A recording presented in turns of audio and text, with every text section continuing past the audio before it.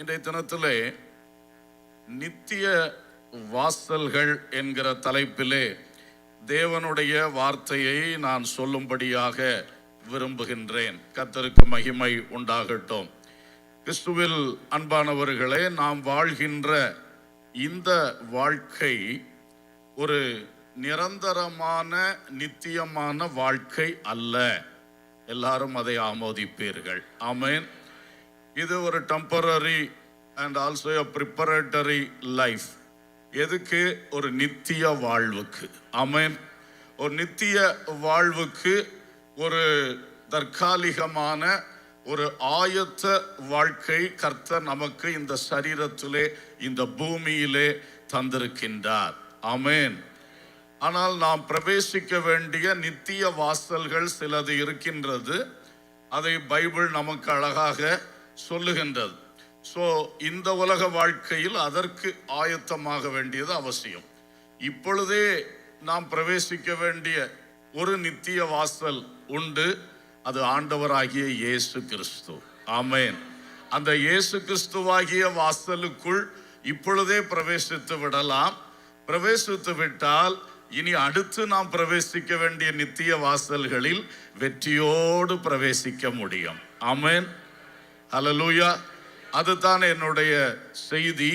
முதலாவதாக இயேசுவாகிய வாசல். நித்திய வாசல்களில் மிக முக்கியமானது, பிரதானமானது, இவ்வுலகத்தில் வைத்தே பிரவேசிக்கக்கூடிய ஒரே நித்திய வாசல் ஆண்டவராகிய இயேசு கிறிஸ்து. அல்லேலூயா.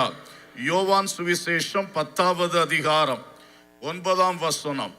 நானே வாசல், என் வழியாய் ஒருவன் உட்பிரவேசித்தால் அவன் ரட்சிக்கப்படுவான், அவன் உள்ளும் புறம்பும் சென்று மேய்ச்சலை கண்டடைவான். அல்லேலூயா. இயேசு சொன்னார், நானே வாசல், என் வழியாய் ஒருவன் உட்பிரவேசித்தால் அவன் ரட்சிக்கப்படுவான். ஹல்லேலூயா. இந்த ரட்சிப்பு என்று சொல்லுவது மகா பெரிய வார்த்தை. பரலோகத்தின் தேவன் பூமியிலே செய்து கொண்டிருக்கிற மிக உன்னதமான ஒரு செயல் ரட்சிப்பு. அது என்ன ரட்சிப்பு? மனிதனுடைய ஆத்தும ரட்சிப்பு. ஆமென். ஸ்தோத்திரம். ஆகவே அந்த ரட்சிப்பை இயேசு தருவேன் என்று சொல்லுகிறார். இயேசு வழியாய் உள்ளே பிரவேசித்தவர்கள் அந்த ஆத்தும ரட்சிப்பை நாம் பெற்றுக்கொள்வோம் என்று சொல்லப்பட்டிருக்கிறது. உண்மையிலே இந்த உலகத்தில் நாம் வாழும் பொழுது நாம் பாவத்திலே பிறந்து பாவத்திலே வாழ்கிறோம். நான் ரொம்ப நீதிமான், ஒரு எறும்பை கூட கொல்ல மாட்டேன் என்று சொன்னாலுமே நம்ம எல்லாரும் பிறந்ததே இதில் தான் பிறந்திருக்கிறோம், பாவத்திலே. சங்கீதம் 51:5 சங்கீதக்காரன் சொல்லுகிறான், இதோ நான் துர்க்குணத்தில் உருவானேன், என் தாய் என்னை பாவத்தில் கற்பந்தரித்தாள். அந்த ஆதாம் ஏவாள் உண்டான பாவம் அப்படியே நமக்கு அது தொடர்ந்து ஒரு சுதந்திர பாவமாக வந்து கொண்டே இருக்கிறது. அதனால மனிதன் பறக்கும் பொழுதே அவன் பாவி. மீன் குஞ்சுக்கு நீந்த கற்றுக் கொடுக்க வேண்டாம்னு சொல்லுவாங்க. அது மாதிரி மனுஷனுக்கு பாவம் செய்ய கற்றுக் கொடுக்க வேண்டாம். சின்ன குழந்தைகள் ஒரு 6 மாசம் குழந்தையிலே அதுக்குள்ள என்ன கோபம் இருக்கு, என்ன எரிச்சல் இருக்குன்னு எல்லாம் வெளிப்பட ஆரம்பிச்சிடும். அதுக்கு யார் இதெல்லாம் டீச் பண்ணது, ட்ரெயின் பண்ணது கிடையாது. அதுக்குள்ளே இருக்கு அந்த பாவம் என்பது. அதனால எல்லாருமே பாவிகள். எல்லாரையுமே இந்த வேதம் பாவத்துக்குள் அடைத்து போட்டிருக்கிறது. ஆமென்.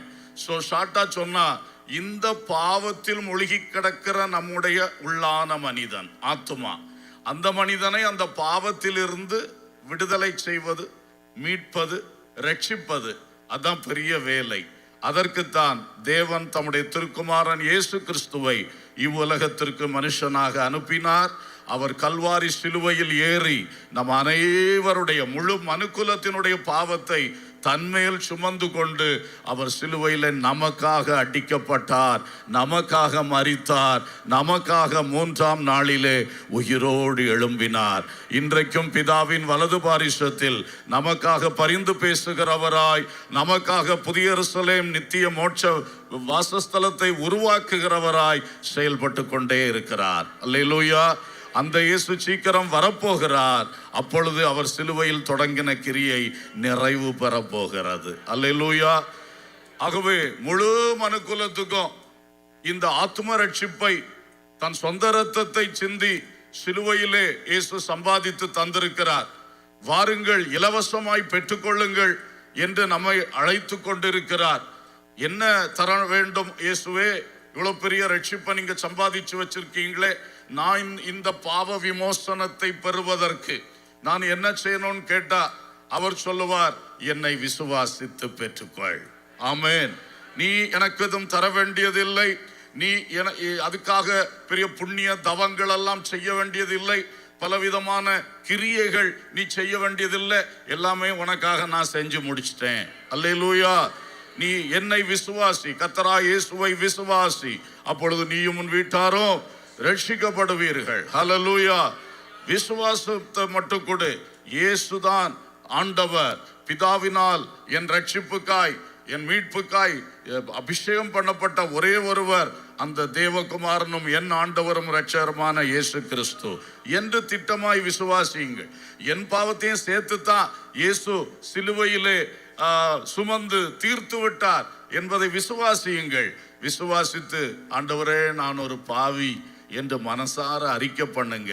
உன் பாவத்தை நீ அறிக்கையிடும் பொழுது உன் பாவத்தை உனக்கு மன்னித்து எல்லா அக்கிரமங்களையும் நீக்கி, அநியாயத்தை நீக்கி நம்மை சுத்திகரிப்பதற்கு அவர் நீதியும் உண்மையும் உள்ளவராயிருக்கிறார். அல்லேலூயா. அந்த விசுவாசமும் அந்த அறிக்கையும் தான் நம்ம இந்த ரட்சிப்பை சுதந்திரிக்க பண்ணுகிறது.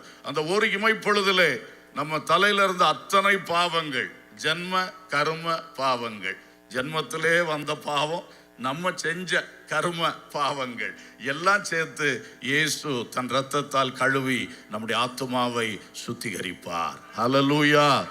இது ஆத்ம ரட்சிப்பு. இந்த ஆத்ம ரட்சிப்பை நாம் ஒவ்வொருவரும் பெறும் பொழுது இயேசுவாகிய வாசலுக்குள் நாம் வருகிறோம். அல்லேலூயா. இந்த இயேசுவாகிய வாசலுக்குள் வந்த உடனே நம்முடைய ஆவி, நம்முடைய தன்மைகள், அங்க ஒரு ரட்சிப்பின் கிரியை ஸ்டார்ட் ஆகிறது.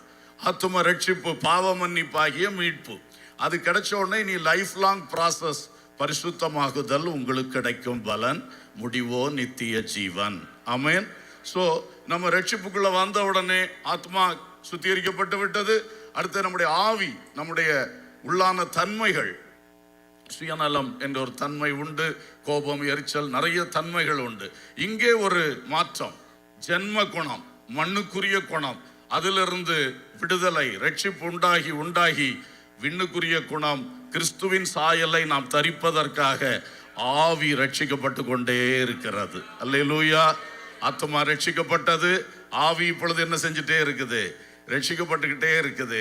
அதுக்கு பேர் தான் பரிசுத்தமாகுதல், அதுக்கு பேர் தான் மறுரூபமாகுதல் என்று பைபிள் சொல்லுது. அல்லேலூயா. சரி, அப்படி இருக்கும் பொழுது இயேசு திடீரென்று வருவார். வரும் பொழுது ஒரு இமைப்பொழுதிலே இந்த சரீரத்துக்கும் ரட்சிப்பு கிடைக்கும். ஆமென். மரித்தோர் உயிரோடு எழும்புவார்கள், உயிரோடு இருப்பவர்கள் ஒரு நிமிடத்தில் எடுத்துக்கொள்ளப்படுவார்கள், மறு ரூபத்தோடு மாறிவிடுவோம். ஆமென். ஸோ இந்த மண்ணுக்குரிய சரீரமும் அன்னைக்கு ரட்சிக்கப்பட்டு விண்ணுக்குரிய சரீரமா மாறிடும். அப்புறம் வியாதியோ மரணமோ இல்லை. ஆமென். நம்முடைய ஆவி, ஆத்மா, சரீரம் மூணுக்கு சேர்த்து தான் இந்த ரட்சிப்பு. நானே வாசல், ஒருவன் எனக்குள் பிரவேசித்தால் அவன் ரட்சிக்கப்படுவான் என்று இயேசு சொன்னார். ஆமென். ஆத்தும ரட்சிப்பை தருகிறவர், நம்முடைய ஆவியை ரட்சிக்கிறவர், நம்முடைய சரீரம் மீட்பாகிய புத்திர சுவிகாரத்தையும் சீக்கிரமாய் நமக்கு தரப்போகிறவர். ஆமென். ஸோ இதுக்குத்தான் இந்த உலகத்துல நம்மளை வச்சிருக்கிறார். நம்ம பலர் என்ன நினைக்கிறோம்? பணம் சம்பாதிக்கணும், உலகத்தில் அதை வாங்கணும், இதை வாங்கணும், அதை செய்யணும், இதை செய்யணும், பிள்ளைய அப்படி செய்யணும், இப்படி செய்யணும். இதே திட்டங்கள் தப்பு கிடையாது. உலகத்தில் வாழ்கிற நாள் வரைக்கும் இதெல்லாம் திட்டம் போட்டு செய்யணும். இதுக்கும் இயேசு தான் நமக்கு உதவி செய்வார், இயேசு தான் எல்லாமே நமக்கு தருவார். ஆமென். ஆனால் இதை மட்டும் நினச்சிட்டு வாழ்ந்துட்டோம்னா, இம்மைக்காக மாத்திரம் நீங்கள் கர்த்தர் மேல் நம்பிக்கை உள்ளவர்களாக இருந்தால் நீங்கள் பரிதபிக்கப்படத்தக்கவர்கள் என்று 1 கொரிந்தியர் 15 சொல்லுகிறது. அல்லேலூயா. ஸோ உலகத்தார் இம்மைக்காக மாத்திரம் அவங்க இயேசு இயேசுன்னு கூப்பிடுறாங்க. எல்லாருக்கும் இன்னைக்கு ஜெபம் வேணும். எங்களுக்காக வேண்டிக் கொள்ளுங்கள், எங்களுக்காக வேண்டிக் கொள்ளுங்கள். எதுக்கு? பணத்துக்காய், பொருளுக்காய், செல்வத்துக்காய், வேலைக்காய், அதற்காய், இதற்காய். ஆனா அதுக்கு மட்டும் ஆண்டவர் நம்மளை வைக்கல. எல்லாம் நம்ம ஒரு லாபியில நின்று சுத்திட்டு போற கிறிஸ்தவர்களா இருக்கக்கூடாது, உள்ளே பிரவேசிக்கிறவர்களாக இருக்க வேண்டும். அல்லேலூயா. சோ அந்த ஒரு தெளிவு, ஒரு விடுதலை நம்ம ஒவ்வொருவருக்குள்ளும் உண்டாக வேண்டும் என்று இயேசு விரும்புகிறார். ஆமென். ஏன்னா அவர் அதுக்காக ஜீவனை கொடுத்திருக்கிறார். அவருக்கு தான் அந்த வலி தெரியும், அவருக்கு தான் அந்த வலி தெரியும். அதனால தான் அவர், என் பிள்ளைகள் எல்லாம் வந்துட மாட்டாங்களா, என் ரத்தம் வீணா போகக்கூடாது, இந்த தலைமுறையில் அநேக ரட்சிக்கப்பட்டால் அவருக்கு சந்தோஷம், நான் பாடுபட்டதுக்கு பிரயோஜனம் உண்டாகிறது. அல்லேலூயா, ஸ்தோத்திரமாகவே நீங்கள் இயேசுவாகிய வாசலுக்குள் பிரவேசிக்க வேண்டும் என்பது முக்கியமான காரியம். இந்த ஆண்டவர் இயேசு தன்னை குறித்து இன்னும் சில வசனங்களில் வெளிப்படுத்தியிருக்கிற ஜஸ்ட் நான் சொல்ல விரும்புகிறேன். அவர் வாசல் என்று நேரடியாய் சொன்னார், நானே வாசல். அடுத்தது யோவான் 10:7 பார்க்கும்போது 10:7, ஆதலால் இயேசு மறுபடியும் அவர்களை நோக்கி, நானே ஆடுகளுக்கு வாசல் என்று மெய்யாகவே மெய்யாகவே உங்களுக்கு சொல்லுகிறேன். முதல்ல நானே வாசல்னாரு, இப்ப என்ன சொல்றாரு? ஆடுகளுக்கு வாசல். எந்த ஆடுகளுக்கு? நமக்கு தான், நமக்கு தான். இன்னொரு விதத்துல சொல்றார், ஆடுகளுக்கு வாசல்னா என்ன சொல்றாரு? ஒரு மந்தைய அவர் நினைக்கிறார், அந்த மந்தைக்குள்ள நுழைகிற ஆடு, அதான் ஆடுகளுக்கு வாசல். அப்போ உன்னை ரட்சிக்கிற இயேசு உன்னை சபையிலே சேர்க்க விரும்புகிறார். அது ரெண்டும் இணைந்தது. ரட்சிக்கப்பட்டாச்சா, அடுத்தது நானே ஆடுகளுக்கு வாசல். இந்த உலகத்தில் உள்ள அந்த ஆடுகளை பற்றி அவர் கவலைப்படுவாரா? இல்லை, நாம தான். நீ வந்து ரட்சிக்கப்பட்டுட்டீன்னா நீ எனக்கு, என் மேப்பனாகி எனக்கு நீ ஒரு ஆடு மாதிரி, நீ என் மந்தைக்குள்ள பிரவேசிக்கணும். அல்லேலூயா. மந்தைக்குள்ள வந்தாச்சுன்னா என்ன? ஒரு நடத்திப்பு, ஒரு கட்டுப்பாடு, ஒரு ஒழுங்கு, கூடவே போஷிப்பு, பாதுகாப்பு எல்லாம் இருக்கிறது. அல்லேலூயா. அதான் சர்ச். சர்ச் என்பது ரொம்ப முக்கியம். மோசே என்கிற பிள்ளைய பார்வோனி குமாரத்தி மக கண்டெடுத்தோன்ன, இதை யார் எனக்கா வளர்ப்பாங்கிறான். ஒரு குழந்தைன்னா அதை வளர்க்கறதுக்கு ஒரு குடும்பம் வேணும். ஆமென். அந்த குற்றுயிராய் கிடந்தவனை சமாரியன் பார்த்த உடனே ஃபர்ஸ்ட் எய்ட் பண்ணிட்டு சத்திரத்துல கொண்டு சேர்க்கிறான். அந்த குற்றுயிராக்கப்பட்டவனை முழு உயிராக்க சத்திரம் ஒன்று தேவை. ஆமென். அதே மாதிரிதான் ரட்சிக்கப்பட்ட ஒரு ஆத்துமாவை இந்த நித்திய வாசல்களுக்கு நேராய் வழிநடத்துவதற்கு சபை தேவை. ஆமென். சோ இயேசுவின் ரட்சிப்பை பெற்ற யாரும் ஒரு சபைக்குட்படாமல் சுற்றி திரியக்கூடாது. ஒரு சபைக்குள் பட வேண்டும். ஆவியோடும் உண்மையோடும் தேவனை ஆராதிக்கிற, ஆத்மாவிலும் சத்தியத்திலும் தேவனை ஆராதிக்கின்ற ஒரு சர்ச்சில் நம்ம மெம்பரா இருக்கணும். அதே சர்ச்சில் நிலை நாட்டப்பட்டவர்களாக இருக்க வேண்டும். அல்லேலூயா. இன்னைக்கு ஒரு சர்ச், நாளைக்கு ஒரு சர்ச்னு அப்படியே போயிட்டு இருக்க கூடாது. ஒரு சர்ச்சில் ஆண்டவரால் நடத்தப்பட்டு அங்கே போய் அங்கே ஒரு மேப்பன் ஆண்டவர் வச்சிருக்கிறார். பாஸ்டர்னா மேப்பர், is doing a pastoral ministry. நம்ம பாஸ்டர்னா தமிழ்ல போதகர்னு சொல்லி பழகிட்டோம். பாஸ்டருக்கு தமிழ்ல போதகர் இல்லை, மேப்பர். டீச்சருக்கு தான் போதகர்னு அர்த்தம் இல்லையா? பாஸ்டர்னு சொன்னா என்னது? அவர் பாஸ்டோரல் மினிஸ்ட்ரி பண்றவர், அவர் மேப்பன். அந்த மேப்பனு கைக்குள்ளே அடங்கி இருக்கணும். இயேசு ஆடுகளுக்கு வாசல் என்று சொன்னார். சோ சர்ச்சுக்குள்ள இருக்கும் பொழுதுதான் இந்த நித்திய வாசல்களுக்குள்ளே நாம் பிரவேசிக்க ஏதுவாக இருக்கும். அடுத்து என்ன சொன்னாரு? மத்தேயு 7:14 ஜீவனுக்கு போகிற வாசல் இடுக்கமும் வழி நெருக்கமுமாய் இருக்கிறது, அதை கண்டுபிடிக்கிறவர்கள் சிலர். இப்போ இன்னொன்னு சொல்றார், ஜீவனுக்கு போகிற வாசல் அதுவும் ஆண்டவர் இயேசு கிறிஸ்து தான். அல்லேலூயா. இந்த இயேசுவாகிய வாசல், அது ஆடுகளுக்கு வாசல், சபையின் வாசல். இயேசுவாகிய வாசல் ஜீவனுக்கு போகிற வாசல். ஆமென். இந்த உலகத்திலே ரொம்ப மரணம் என்கிற பயங்கரம் இருக்கிறது. அதை குறித்து அடுத்தது நான் சொல்லுவேன். மரணம் தான் நித்தியத்துக்கு மனுஷனை இங்கிறது செப்பரேட் பண்ணக்கூடிய ஒரு விஷயமா இருக்கு. இம்மையிலிருந்து மனுஷனை செப்பரேட் பண்ணி நித்தியத்துக்கு கொண்டு போறதுக்கு அந்த செப்பரேட் பண்றதே எதுதான்? மரணம், டெத்து. கர்த்தருக்கு ஸ்தோத்திரம். அப்போ அந்த மாதிரி மரணம் இருக்கும் பொழுது கர்த்தர் மறுபக்கம் ஜீவனையும் வைத்திருக்கிறார். அல்லேலூயா. மரணத்தை ஜெயிக்கக்கூடிய ஜீவன். மரணத்தை விழுங்கக்கூடிய ஜீவன். ஹல்லேலூயா. பிசாசானவன் மரணத்தை ஊட்டும் பொழுது இயேசு கிறிஸ்து ஜீவனை கொண்டு வருகிறார். ஆமென். பைபிள்ல புதிதான ஜீவன் அப்படி பைபிள்ல படிக்கிறோம்.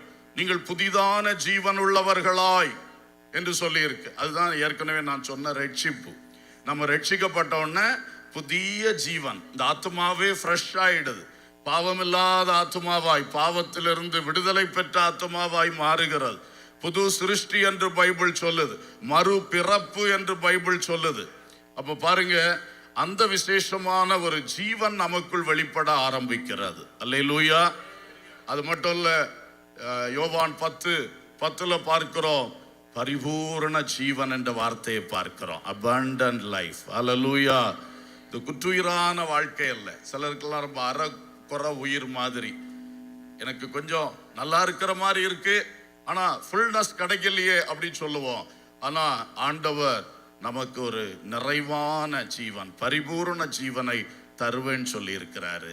புதிதான ஜீவன், பரிபூர்ண ஜீவன், நித்திய ஜீவன். ஆமென். Eternal life. அதுதான் ஆண்டவர் தர்ற ஜீவன். இந்த ஜீவனுக்குள் பிரவேசிக்க இயேசு ஜீவனின் வழியாய் இருக்கிறார். அல்லேலூயா. சோ இயேசுக்குள்ள வரும்பொழுது இதெல்லாம் நமக்கு கிடைக்கிறது. அப்புறம் சங்கீதத்துல 118 படிக்கும் போது 19வது வசனம், 118:19, நீதியின் வாசல்களை திறவுங்கள், நான் அவைகளுக்குள் பிரவேசித்து கர்த்தரை துதிப்பேன். கர்த்தருக்கு ஸ்தோத்திரம். நீதியின் வாசல். அப்ப இந்த நீதியின் வாசலும் இயேசு கிறிஸ்து தான். உலகத்துல நிறைய சட்டங்கள், நீதிகள் இருக்கலாம், ஆனால் இயேசு நமக்கு தந்த இந்த புதிய ஏற்பாட்டு நியதி இருக்கிறது. இதுதான் பரலோகம் கொண்டு சேர்க்கிற நீதி. அல்லேலூயா. அந்த நீதியின் வாசல் இயேசு கிறிஸ்து. அது எதை காட்டுகிறது? நீ ரட்சிக்கப்பட்டு கிறிஸ்துவுக்குள் வந்தால், நீ சபையில் சேர்க்கப்படு, நீ ஜீவனுக்கு எதுவாய் கர்த்தர் உனக்குள் கிரியை செய்ய ஆரம்பிப்பார்.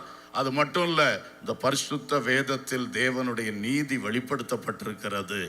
இதை நீ படிச்சு புரிந்து அந்த வசனத்தால் நிரப்பப்படு, நீதியின் வாசலுக்குள் வா.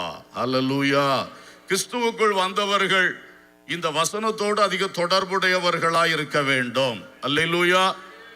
தேவனுடைய பரிசுத்த ஆவி, தேவனுடைய பரிசுத்த வசனம், தேவனுடைய பரிசுத்த சபை, இந்த மூணும் தான் இந்த உலகத்துல கிறிஸ்துவுக்குள் நாம் முன் செல்வதற்கும் தேவராஜ்யத்தின் மகிமைகளை அடைவதற்கும் நமக்கு ஆண்டவர் வச்சிருக்கிற 3 நல்ல ஏதுக்கள். இந்த மூணையும் யார் வாழ்க்கையில அதிகமா யூஸ் பண்றீங்களோ நீங்க நல்ல தெய்வீகத்துல வளர்ந்து கொண்டே இருப்பீங்க. திரும்பவும் சொல்றேன், பரிசுத்த வேதாகமம். எல்லார்கிட்டையும் பைபிள் இருக்கு. ஒரு நாள் இந்த தேசத்துக்குள்ள பைபிளை கொண்டு வர முடியாது. இன்னைக்கு உங்களுக்கு ஆண்டவர் தாராளமா தந்திருக்கிறார். இந்த பைபிளை எவ்வளவு தூரம் பயன்படுத்துறீங்க? நீங்க நல்லா பயன்படுத்தணும்னா நீங்க பிரவேசித்திருக்கிறது நீதியின் வாசல். அங்க நம்முடைய சொந்த அபிப்பிராயத்தை வச்சு நடக்க முடியாது. முன்னோர்கள் சொன்ன சடங்காச்சாரமும் பாரம்பரியமும் பழக்க வழக்கத்தையும் வச்சு இங்க நடக்க முடியாது. அதெல்லாம் இயேசு அங்கீகரிக்க மாட்டார். இயேசு சொன்ன வார்த்தையின்படி நட. அல்லேலூயா. தேவன் விளம்பின வேதத்தின்படி நட. அதற்கு தான் நீதியின் வாசல். இந்த வாசலுக்குள்ள வந்த உடனே நம்ம பைபிள் படிக்க அவருடைய நீதியை வெளிப்படுத்தி தந்து கொண்டே இருப்பார். மகனே, இந்த வழி வேண்டாம், இந்த வழி நட, அந்த வழி போக வேண்டாம், இந்த வழி நட என்று நம்மோடு ஆண்டவர் டீச் பண்ணிக்கிட்டே இருப்பார். அல்லேலூயா. இந்த பாவம் நிறைஞ்ச உள்ளத்திலிருந்து பைபிள் படிக்கிறது ஒரு கடமை மாதிரி. ஆனா அது பாவம் மன்னிப்பு பெற்ற பிறகு நீங்க பைபிள் படிக்கிறது, அதுல ரொம்ப டிஃபரன்ஸ் இருக்கு. அனுபவிச்சிருக்கீங்களா? ஆமென். அதிலும் பரிசுத்தாவியை பெற்றுட்டு பைபிள் படிச்சீங்கன்னா இன்னும் பயங்கரமான ரெவலேஷன்ஸ். ஹல்லேலூயா. ரொம்ப ஆச்சரியம். ஏன்னா பரிசுத்தாவியானவர் ஒரு கிரேட் டீச்சர். அவரே நமக்குள்ள இருந்து, அவர் தான் ஆத்தர் ஆஃப் த பைபிள். பைபிளுடைய ஆக்கியோனே பரிசுத்தாவியானவர் தான். சும்மா 40 பேருக்கு மேல யூஸ் பண்ணி எழுதி இருக்கிறாரு. ஆனா எழுத வைத்தது யார் தான்? ஆவியானவர். அவரே இருந்து நம்மளுக்கு இந்த வசனங்கள்ல வெளிப்பாடுகளை, விளக்கங்களை தரும் பொழுது அது நீதியின் வாசலில், அந்த நீதியின் பாதையில் நம்மை பயணிக்க செய்யும். அல்லேலூயா. சோ பரிசுத்த வேதாகமம், பரிசுத்த ஆவி, ஆவியை நிறைவாய் பெற்று ஆவியின் வழி நடத்துதலோடு நம்ம நடக்கணும். பரிசுத்த சபை ஐக்கியம். இந்த தேசத்திலும் இப்படி ஐக்கியங்களை தந்திருக்கிறாரு. இதை நல்லா யூஸ் பண்ணணும். அல்லேலூயா. எவ்வளோ கஷ்டம் இருந்தாலும் பரவாயில்ல, இந்த மாதிரி கூட்டத்துக்கு வந்துடணும்.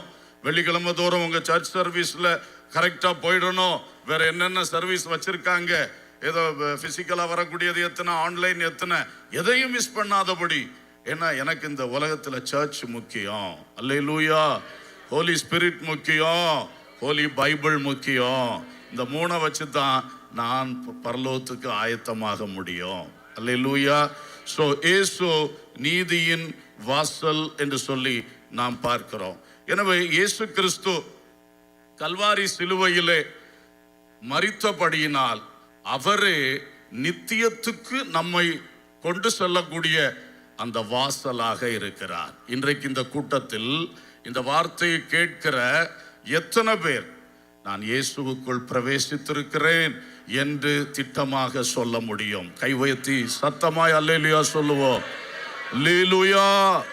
ஒருவேளை யாராகிலும் இந்த இயேசுவுக்கு நான் இன்னும் சொந்தமாகலையே, இயேசு எனக்கு சொந்தமாக இல்லையே என்று சொன்னா, நீங்க ஒன்னும் தூரமானவர்கள் கிடையாது, அந்நியர்கள் கிடையாது.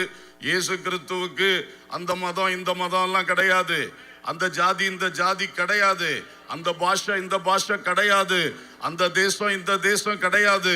எல்லாருக்கும் அவர் தேவன், எல்லாருக்கும் அவர் இரட்சகர், எல்லாரையும் அவர் நேசிக்கிறார். இன்றைக்கு நீங்களும் உள்ளம் திறந்து, இயேசுவே நீங்க எனக்கு வேணும், நான் என்னை உங்களுக்கு தருகிறேன், என் உள்ளத்துக்குள்ள நீங்க வாங்க, என் உள்ளத்தின் சிங்காசனத்துல நீங்க வந்து உட்காருங்க, என் பாவங்களை எல்லாம் மன்னிங்கப்பா என்று இப்ப நான் பிரசங்கம் பண்ணி கொண்டிருக்கும் பொழுது உள்ளம் திறந்து இயேசுவோடு பேசினீர்கள் என்றால் நீங்க அற்புதமாக இந்த கிரியை நீங்க பெற்றுக்கொள்ள முடியும். ஹல்லேலூயா.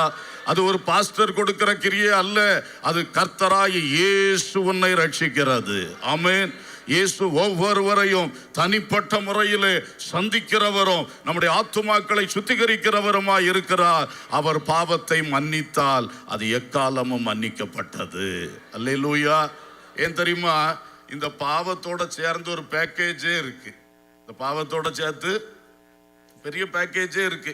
அதை தவிர்க்க முடியாத பேக்கேஜ். ஒருத்தன் பாவம் செஞ்சாம்னா இதெல்லாம் சேர்த்தவன் அனுபவிச்சு தான் ஆகணும். அப்படி ஒரு பேக்கேஜ் இருக்கு. ஒண்ணு என்ன தெரியுமா?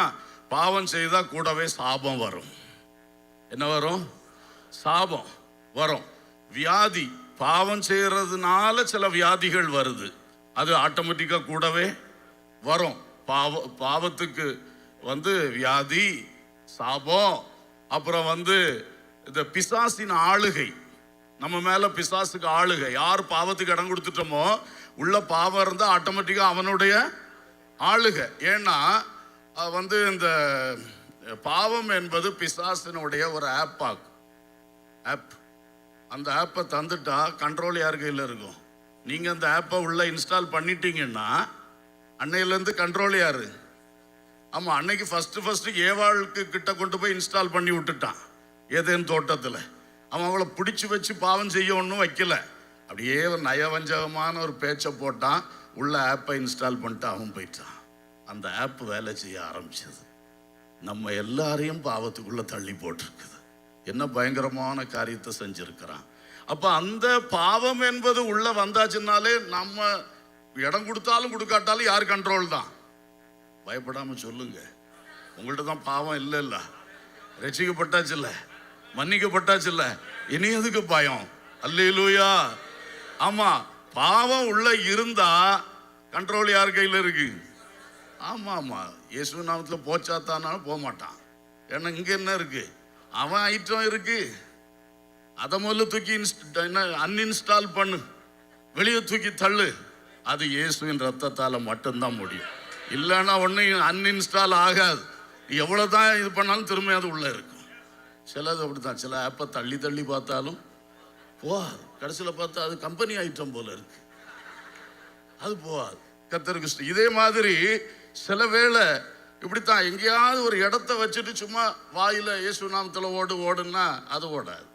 அதனால இன்னைக்கு இயேசுக்கு இடம் கொடுக்கணும், இயேசுவின் ரத்தத்தால் கழுவப்படணும். அப்ப தானா அது ஓடிடும். அது போச்சுன்னா அதுக்கு கூட இருக்கிற சப்ளிமெண்ட்ஸ் எல்லாம் கொண்டு போயிடும். என்ன? சாபத்தை கொண்டு போயிடும், வியாதியை கொண்டு போயிடும், பிசாசனுடைய ஆளுகை அதுக்கு பிறகு இருக்காது. பாவத்தின் சம்பளம் என்ன மரணம்? அதுக்கு செகண்ட் டெத்னு சொல்லி இருக்கு. அந்த மரணத்தையாக அங்க சொல்லு. பாவத்தின் சம்பளம் என்பது அந்த அக்கினி கடலிலே கடைசியாய் தள்ளப்பட்டு நித்திய நித்தியமாய் ஆக்கினை அடைகின்ற அதுக்கு பேர் தான் இரண்டாம் மரணம், செகண்ட் டெத். இந்த பாவம் அங்கதான் கொண்டு சேர்க்கும் மனுஷனை. பாவம் மனுஷனை மறுத்தோடனே பாதாளத்தில் கொண்டு போடும். அப்புறம் நியாய தீர்ப்புக்கு பிறகு எங்க கொண்டு போட்டுரும்? அக்கினி கடல், அக்கினி கடல், நித்திய ஆக்கினை ஸ்தலம். இதெல்லாம் உண்மையான காரியங்கள். அப்போ இந்த பாவம் என்பது வெளியே போகும்போது இப்படிப்பட்ட ஒரு பெரிய தொந்தரவே நம்மளை விட்டு வெளியே போயிருது. அல்லேலூயா! என்ன பெரிய விடுதலை! அதைத்தான் இயேசு தருகிறார். உலகம் தர முடியாது, யாரும் தர முடியாது. நீ கோடி பொண்ணு கொடுத்தாலும் இது கிடைக்காது. இயேசுவுக்கு உன் இதயத்தை கொடு, இயேசுவுக்கு உன்னை கொடு, இயேசுவுக்காக உன்னை கொடு. இயேசு உன் வாழ்வை ரட்சிப்பார். அல்லேலூயா! அதுக்காக அவர் மட்டுமே சிலுவையில் மரித்து இரத்தம் சிந்தி உயிர்த்தெழுந்திருக்கிறார். அல்லேலூயா! சொந்த இரத்தம் சிலுவையிலே சிந்தி மரித்தவர் இயேசுவே. சொந்த இரத்தம் சிலுவையிலே சிந்தி மரித்தவர் இயேசுவே. மரித்தாலும் உயிர் தெழுந்தாரே. மண்ணுயிர் மீட்க வந்த இயேசுவே. மரித்தாலும் உயிர் தெழுந்தாரே. மண்ணுயிர் மீட்க வந்த இயேசுவே. இயேசு கிறிஸ்துவே மெய்யான தேவன். இயேசு கிறிஸ்துவே மெய்யான தேவன். இயேசுவின் திருநாமம் ஜெயமே. இயேசுவின் திருநாமம் ஜெயமே. ஏறெடுப்போம் துதி ஸ்தோத்திரம். ஏறெடுப்போம் துதி ஸ்தோத்திரம். அல்லேலூயா! தன் சொந்த இரத்தத்தை நமக்காக சிந்தி நித்தியத்துக்கான வாசலை நமக்கு திறந்து தந்தவர் இயேசு கிறிஸ்து.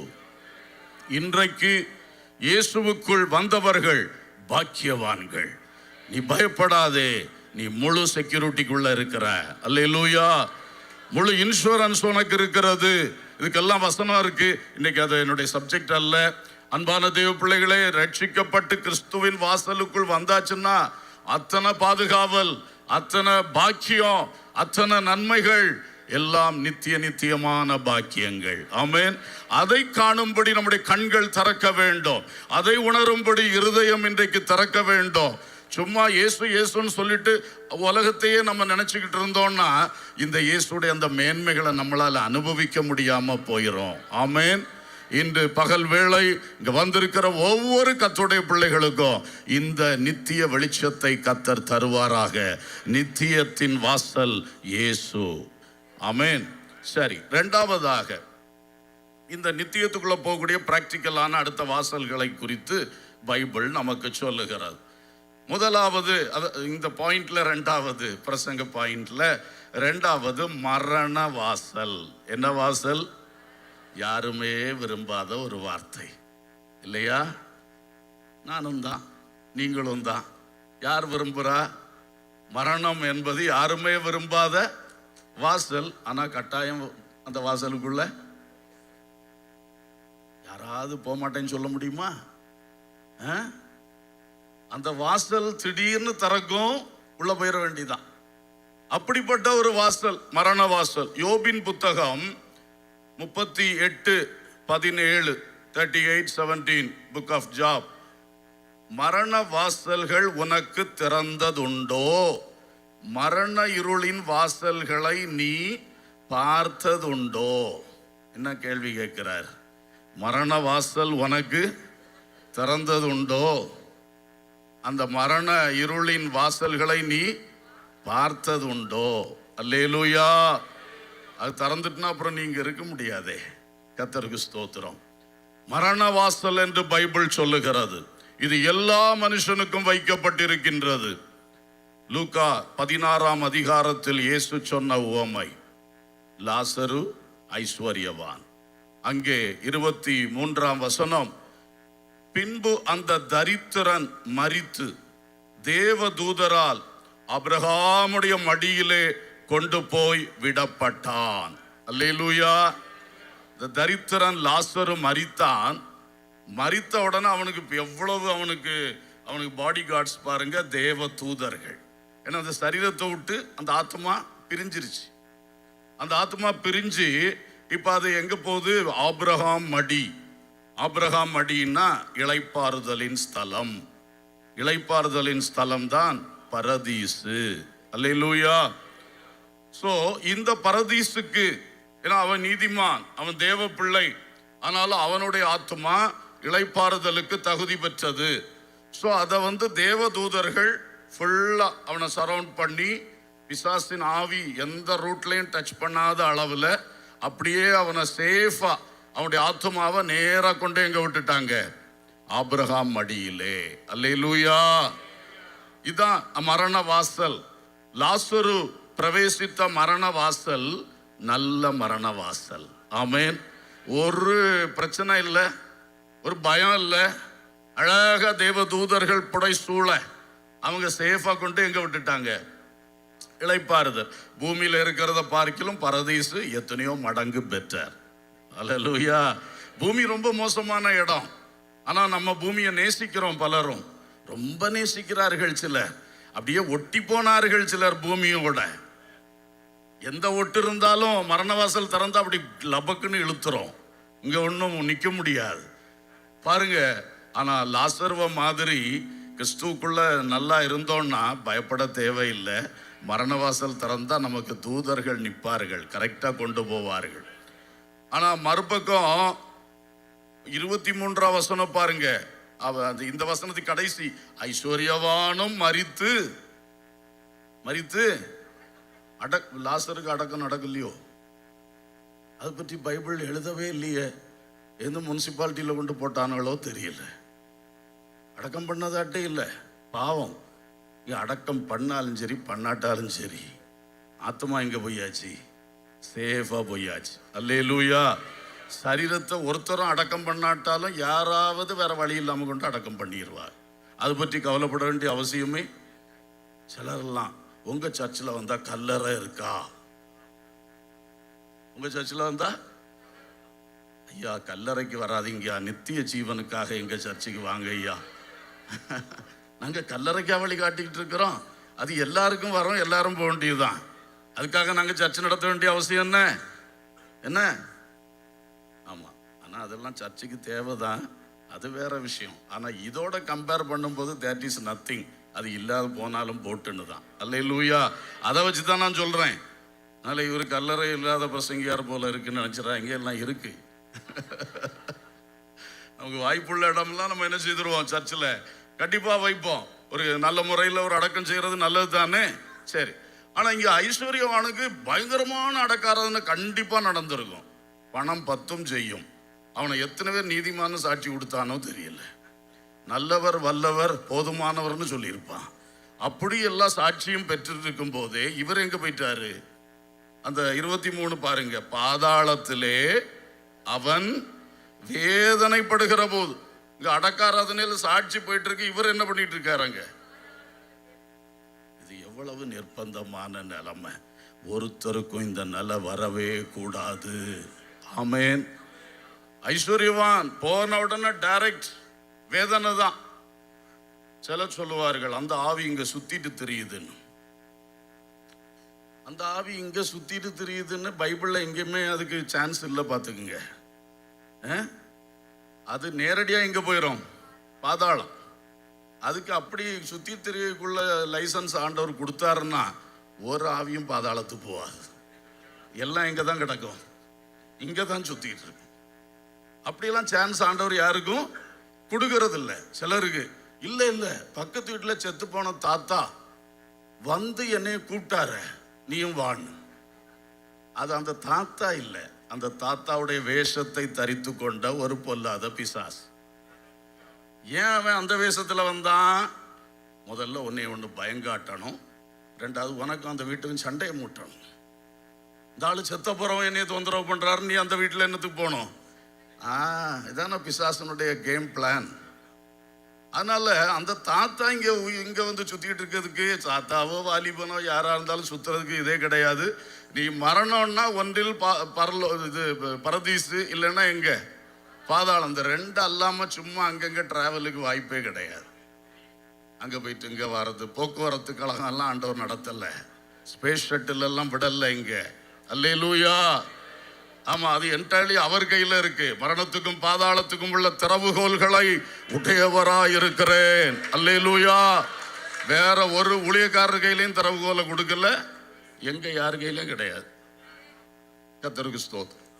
உண்மை, அவர் கையில வச்சிருக்கிறார். ஆகவே பாவத்தோடு மரித்தால் டைரக்ட் பாதாளம், டைரக்ட் வேதனை ஆரம்பிச்சிடும். அடுத்த நிமிஷமே வேதனை. என்ன வேதனை? அவன் பாதாளத்தில் கிடந்து ஜோம் பண்ணது, give me a drop of water. என்ன கேட்டான்? அடுத்த ஒரு வீடு கட்டி தரோம்னா கேட்டான் பாதாளத்தில் போய். வேற ஏதாவது கேட்டான்? என்ன ஜோம் பண்ணா? ஐயா ஒரு டம்ளர் தண்ணின்னு கூட கேட்கல, ஒரு சொட்டு தண்ணி, ஒரு சொட்டு தண்ணி. அது யார் கையில? லாசர் உயிரோடு இருக்கும்போது கிட்ட போவானா இவன்? அவனுக்கே பரு, அவனே இவன் வாசல்ல அடக்கிறான். இப்போ அப்படி கேட்டான், அது அவனுக்கு மறுக்கப்பட்டது. அது அவனுக்கு, ஏன் இதை சொல்றேன்? சிலர்லாம் ஒரு புதிய பிரசங்கம், அது இயேசு ரொம்ப ரொம்ப மன உருக்கம் உள்ளவர், ரொம்ப இரக்கம் உள்ளவர். அதனால கடைசியில பாவிகளையும் நரகத்திலிருந்து காப்பாத்தி பரலோகத்தில் கொண்டு வச்சிருவார். அப்படியெல்லாம் போட்டு வாதிக்க மாட்டார். பார்த்துக்கிடுங்க. இவர்கிட்ட சொன்னாரா? பைபிள்ல சொன்னதெல்லாம் இப்ப தப்பா? அவர் எவ்வளவு அன்புள்ளவரோ, எவ்வளவு மன உருக்கம் உள்ளவரோ அவ்வளவு நீதி செய்கிறவர். நீதியில மாறவே மாட்டார். உன்னை சதாகாலம் வாதிப்பேன்னா வாதிப்பார். அவனுக்கு ஒரு டிராப் தண்ணி தான் கேட்டான், கொடுக்கவே இல்லை. மடியில தானே லாசர் இருக்கான். சரியப்பா தண்ணி எடுத்து தொட்டங்க தெளிச்சிருப்பா சொன்னாரா? இல்லை. அதுதான் சரி. பாதாளத்திலே மிகுந்த வேதனை, இதுதான் மரணம் செய்யற வேலை.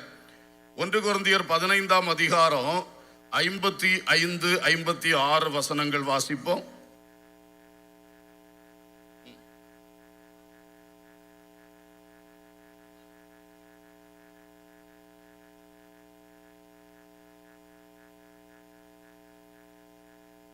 ஆமென். மரணமே உன் கூர் எங்கே? பாதாளமே உன் ஜெயம் எங்கே? மரணத்தின் கூர் பாவம், பாவத்தின் பலன் நியாயப்பிரமாணம். பாருங்க, இந்த மரணத்துல 2 விதமான மரணம். லாசரு, ஐஸ்வர்யவான். அழகா ஆண்டவர் சொல்லி இருக்கிறார். இந்த லாசரு வந்து பாவம் இல்லாத மரணம், அதான் அவன் டைரக்டா ஆபிரகாம் மடிக்கு போனான். ஐஸ்வர்யவான் வந்து பாவத்தோடு உள்ள மரணம், அதனாலதான் அவன் எங்க போனான்? பாதாளத்துக்கு போனான். இப்போ தேள் தெரியும், தேள். இந்த தேள் வந்து கொட்டுனா ரொம்ப வேதனை. அப்போ இந்த தேளுக்கு அந்த கொட்டுற கொடுக்கு இருக்குல்ல, அதை பிடுங்கிட்டா அப்புறம் அந்த தேள் கொட்டுனா என்ன ஆகாது? ஒரு வேதனையும் இருக்காது. அதை பற்றி யாரும் அறிவுள்ளவங்க யாரும் என்ன செய்ய மாட்டாங்க, பயப்பட மாட்டாங்க. இதே மாதிரி தான் மரணம் என்பது, அதனுடைய கூர், அதான் அந்த கொடுக்கு கூறு, அதுக்கு பேர் தான் பாவம். பாவம் நம்ம வாழ்க்கையை விட்டு பிடுங்கப்பட்டுருச்சுன்னா மரணம் நமக்கு இன்பமானதாய்த்தான் இருக்கும். மரணம் நம்மை சேதப்படுத்த முடியாது, வேதனைப்படுத்த முடியாது. ஆனா யார் வாழ்க்கையில பாவம் மன்னிக்கப்படாமலே, இயேசுக்குள் வராமலே மரணத்தை சந்திப்பாங்களோ அவங்களுக்கு வாழ்க்கையில என்ன இருக்குது? பாவம் என்கிற கூறு இருக்கு. அந்த கூறு இருக்கிறதுனால அந்த மரணம் மிக வேதனை உள்ளது. அந்த மரணம் அவங்களை கொண்டு சேர்க்கிற இடமும் நித்திய வேதனை உள்ள இடம். அதனாலதான் இந்த கூரை ஒடிக்கணும்னு சொல்றது. அதுக்கு தான் இயேசு சிலுவையில் மரித்து வெற்றி சிறந்திருக்கிறார், நமக்கு வழியை திறந்து வச்சிருக்கிறார். இயேசு கையில வாழ்க்கையை கொடுத்தா பாவம் என்கிற அந்த மரணத்தின் கூரை அவர் என்ன செஞ்சிருவாரு? எடுத்து தள்ளிடுவாரு. அல்லேலூயா. ஸோ அதுக்கு பிறகு பைபிள் என்ன சொல்லுது? மரணம் என்று சொல்லும் பொழுது நித்திரை என்று சொல்லுது. மரணத்துக்கு பைபிள் புதிய ஏற்பாடு என்ன வார்த்தை கொடுக்குது? நித்திரை. கிறிஸ்துவுக்குள் நித்திரை அடைந்தார்கள் அப்படிதான் சொல்றோம். அடக்கம் பண்றோம், புதைக்கிறோம், அப்படிலாம் சொல்லுவோம். ஆனா பைபிள் என்ன சொல்லுது? விதைக்கிறோம். ஒரு சீடை விதைச்சா அது வந்து இன்னொரு ரூபத்துல ஒரு செடியா அப்படி முளைச்சி எழும்போம். அதே மாதிரி நம்ம இந்த பரிசுத்தவான்களுடைய தேவ மக்கள் அல்லது பாவம் மன்னிக்கப்பட்டவர்கள் அவருடைய பாடியை நம்ம உள்ள வச்சிட்டோம்னா அப்புறம் இயேசுவின் வருகையில் அது உயிரோடு எழும்பும் பொழுது அது வேறு ரூபமாக எழும்பும். அல்லேலூயா. ஸோ அதனால இந்த மரணம், இந்த அடக்கம் எல்லாமே அந்த வேதனை உள்ள பெயர் மாற்றப்பட்டு விட்டது. அது நித்திரையாக விதைத்தலாக மாறிவிட்டது. காரணம், இந்த 2 விதமான மரணத்தை தான் மனுஷன் சந்திக்க முடியும். நம்ம எந்த மரணத்தை சந்திக்க போறோம்னு உள்ளதை இப்ப டிசைட் பண்ணணும். அல்லேலூயா. மரணத்தின் தருவாயில உனக்கு ஆப்ஷன் வைக்கப்படாது. மகனே, என்ன மரணம் வேணும்? இந்த மரணம் வேணா சிலுவை வழியாவா, அந்த மரணம் வேறனா உலகத்தின் வழியாவா, அப்படிலாம் அன்னைக்கு சொல்ல மாட்டாரு. இன்னைக்கு வச்சிருக்கிறார். உனக்கு உலகம் வேண்டுமா, இயேசு வேண்டுமா? நீ ஒரே நேரத்தில் இயேசு தேவனுக்கும் உலக பொருளுக்கும் ஊழியம் செய்ய முடியாது. ஒன்றை விட்டு ஒன்றை பின்பற்று. 2 படகுல கால் வச்சு என்ன செய்ய முடியாது, யாத்திரை பண்ண முடியாது. ரொம்ப தெளிவா பைபிள் நமக்கு இதெல்லாம் சொல்லி தருகிறது. இன்றைக்கு நமக்கு நல்ல பலன் இருக்கு, சுகம் இருக்கு, அறிவு இருக்கு, தீர்மானிக்கிற சக்தி இருக்கு. இன்னைக்கு எனக்கு ஒரு மரணம்னு ஒண்ணு என்னைக்கா வரத்தான் போகுது. அன்னைக்கு அது பாவமற்ற மரணமாய், நம்பிக்கையுள்ள மரணமாய், கர்த்தர் கையில போய் சேரக்கூடிய மரணமாய் இருக்கணும். அல்லேலூயா. அதுக்கு இன்றைக்கே நான் இயேசுவாகிய வாசல் வழியாய் பிரவேசிக்கிறேன். அல்லேலூயா. மனிதனே, உன் வாழ்க்கை அநித்தியமானது. யாருக்கு முடிவு எப்பொழுது இருக்கிறது என்று நம்மால் கணிக்க முடியாது. மரணம், இயேசுவின் வருகை, ரெண்டுமே நேரம் சொல்லிட்டு வராது. அது சஸ்பென்ஸாக வைக்கப்பட்டிருக்கிற 2 விஷயம். இந்த 2ல ஒன்று தான் நம்ம வாழ்க்கையை சந்திக்க போகிறது.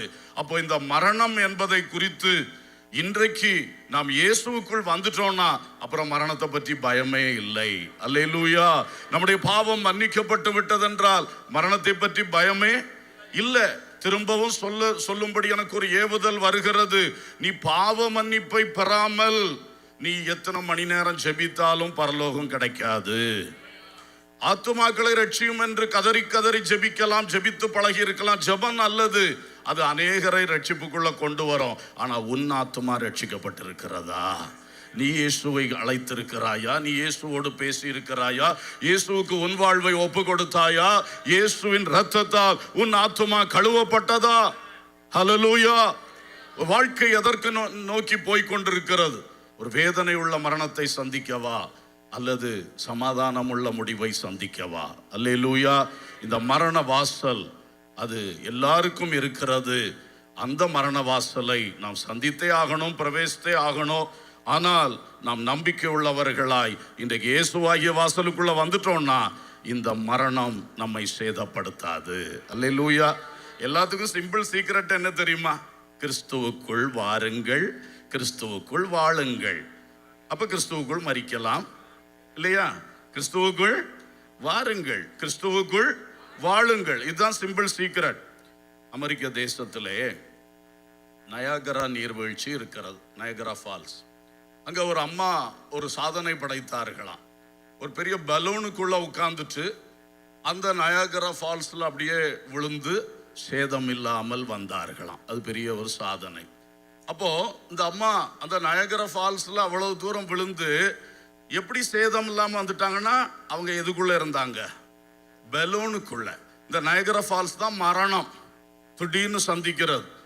ஆனா இந்த அம்மா அதுக்காக அந்த ரிவர் அங்கிருந்து ஓடி வரும் பொழுதே அங்கேயே அந்த பலூனுக்குள்ளே உட்கார்ந்து அந்த ரிவர்ல அப்படி மிதந்து வந்து பொட்டுன்னு இங்கே விழுந்து அடுத்தது அந்த ரிவர்ல என்ன செய்தாங்க? மிதந்து வந்தாங்க அந்த பலூனுக்குள்ளே. இதே மாதிரி இம்மையின் வாழ்க்கையில் கிறிஸ்துவாகிய பலூனுக்குள்ள நீ இருந்தீன்னா திடீர்னு அந்த மரணம் என்கிற நீர்வீழ்ச்சி வந்தாலும் கிறிஸ்துவுக்குள்ளேயே தான் நம்ம இருப்போம். ஒரு சேதம் வராது. அடுத்தது நித்தியத்திலையும் கிறிஸ்துவுக்குள்ளே டிராவல் பண்ணிக்கிட்டே இருப்போம். அல்லேலூயா. இந்த நித்தியம் என்பது அதுல என்ன நடக்கும்னே நம்மில் பலருக்கு சரியா தெரியாது. தெரிஞ்சாலும் தெரியாட்டாலும் ஓகே, கிறிஸ்துவுக்குள்ள வந்துட்டோம்னா we are safe. அல்லேலூயா. நமக்கு ஆண்டவர் அழகாக நடத்துவார். அதனால இந்த கிறிஸ்துவுக்குள் வருவது என்பதும் கிறிஸ்துவுக்குள் தொடர்ந்து நிலைத்திருப்பது அல்லது கிறிஸ்துவுக்குள் வாழ்வது என்பதும் நம் வாழ்வில் மிக மிக முக்கியம். ஆமென். டெய்லி இதுக்கு டைம் எடுங்க. பிரேயருக்கு டைம் எடுங்க, பைபிள் ரீடிங்க்கு டைம் எடுங்க, ஃபேமிலியா ஜோம் பண்ண டைம் எடுங்க. அந்த பைபிள் என்ன சொல்லுது, அந்த வசனத்தின்படி வாழ நீங்கள் உங்களை ஒப்பு கொடுங்கள். அல்லேலூயா. பாஸ்டர் மூலம் பரிசுத்த ஆவியானவர் என்ன பேசுறாரு அதை கேட்டு அதுக்கு கீழ்ப்படிய உங்களை ஒப்பு கொடுங்கள். இதுதான் கிறிஸ்துவுக்குள் வாழ்வது. பைபிள் தெளிவா சொல்லுது, நீ ரட்சிக்கப்படணும், நீ முழுகி ஞானஸ்நானம் பெற வேண்டும், பரிசுத்த ஆவியை பெற வேண்டும், வேறுபட்டு பரிசுத்தமா வாழணும், ஆவியோடு உண்மையோடு ஆராதிக்கிற சபையில் ஐக்கியப்பட்டு அப்போஸ்தலருடைய உபதேசத்திலும் அந்யோன்யத்திலும் அப்பம் பிட்குதலிலும் ஜெபத்திலும் உறுதியாக என்ன செய்ய வேண்டும், தரித்திருக்கணும். இதுதான் கிறிஸ்துவுக்குள் ஆக்குகிறது. ஆமென். கிறிஸ்துவுக்குள் ஆக்குறதே இதுதான். இதை விட்டுட்டு வேற எல்லா உபதேசமும் பேசிட்டு எல்லாம் செஞ்சிட்டு இருந்தாலும் வேலைக்கு ஆகாது. முதல்ல இது. இப்போ பவுல், பேதுரு இவங்க எல்லாம், பிலிப்பு என்கிற சுவிசேஷகன், அவங்களுக்கு ஊழியத்தில் எந்த சான்ஸ் கிடைச்சாலும் ஃபர்ஸ்ட்ல அவங்க பேசுற, நீங்க பரிசுத்த ஆவியை பெற்றீங்களா, நீங்க ஞானஸ்நானம் எடுத்தீங்களா, எந்த ஞானஸ்நானம் எடுத்தீங்க, பவுல் கேட்கிறாரு பாருங்க. எந்த ஞானஸ்நானம் எடுத்தீங்க? உடனே லீட் பண்றாங்க. அந்த ஞானஸ்நானத்துக்கு பற்றி உபதேசம் சொல்லி கொடுத்து அதுக்குள்ள நடத்துறாங்க, பரிசுத்த ஆவியை பெற்றுக்கொள்றதுக்கு நடத்துறாங்க. அப்போ அப்போஸ்தலர்களுடைய முதல் வேலை, எந்த நாட்டுக்கு போனாலும் எந்த பட்டணத்துக்கு போனாலும் ஃபர்ஸ்ட் கேள்வியே தான் கேட்கிறாங்க.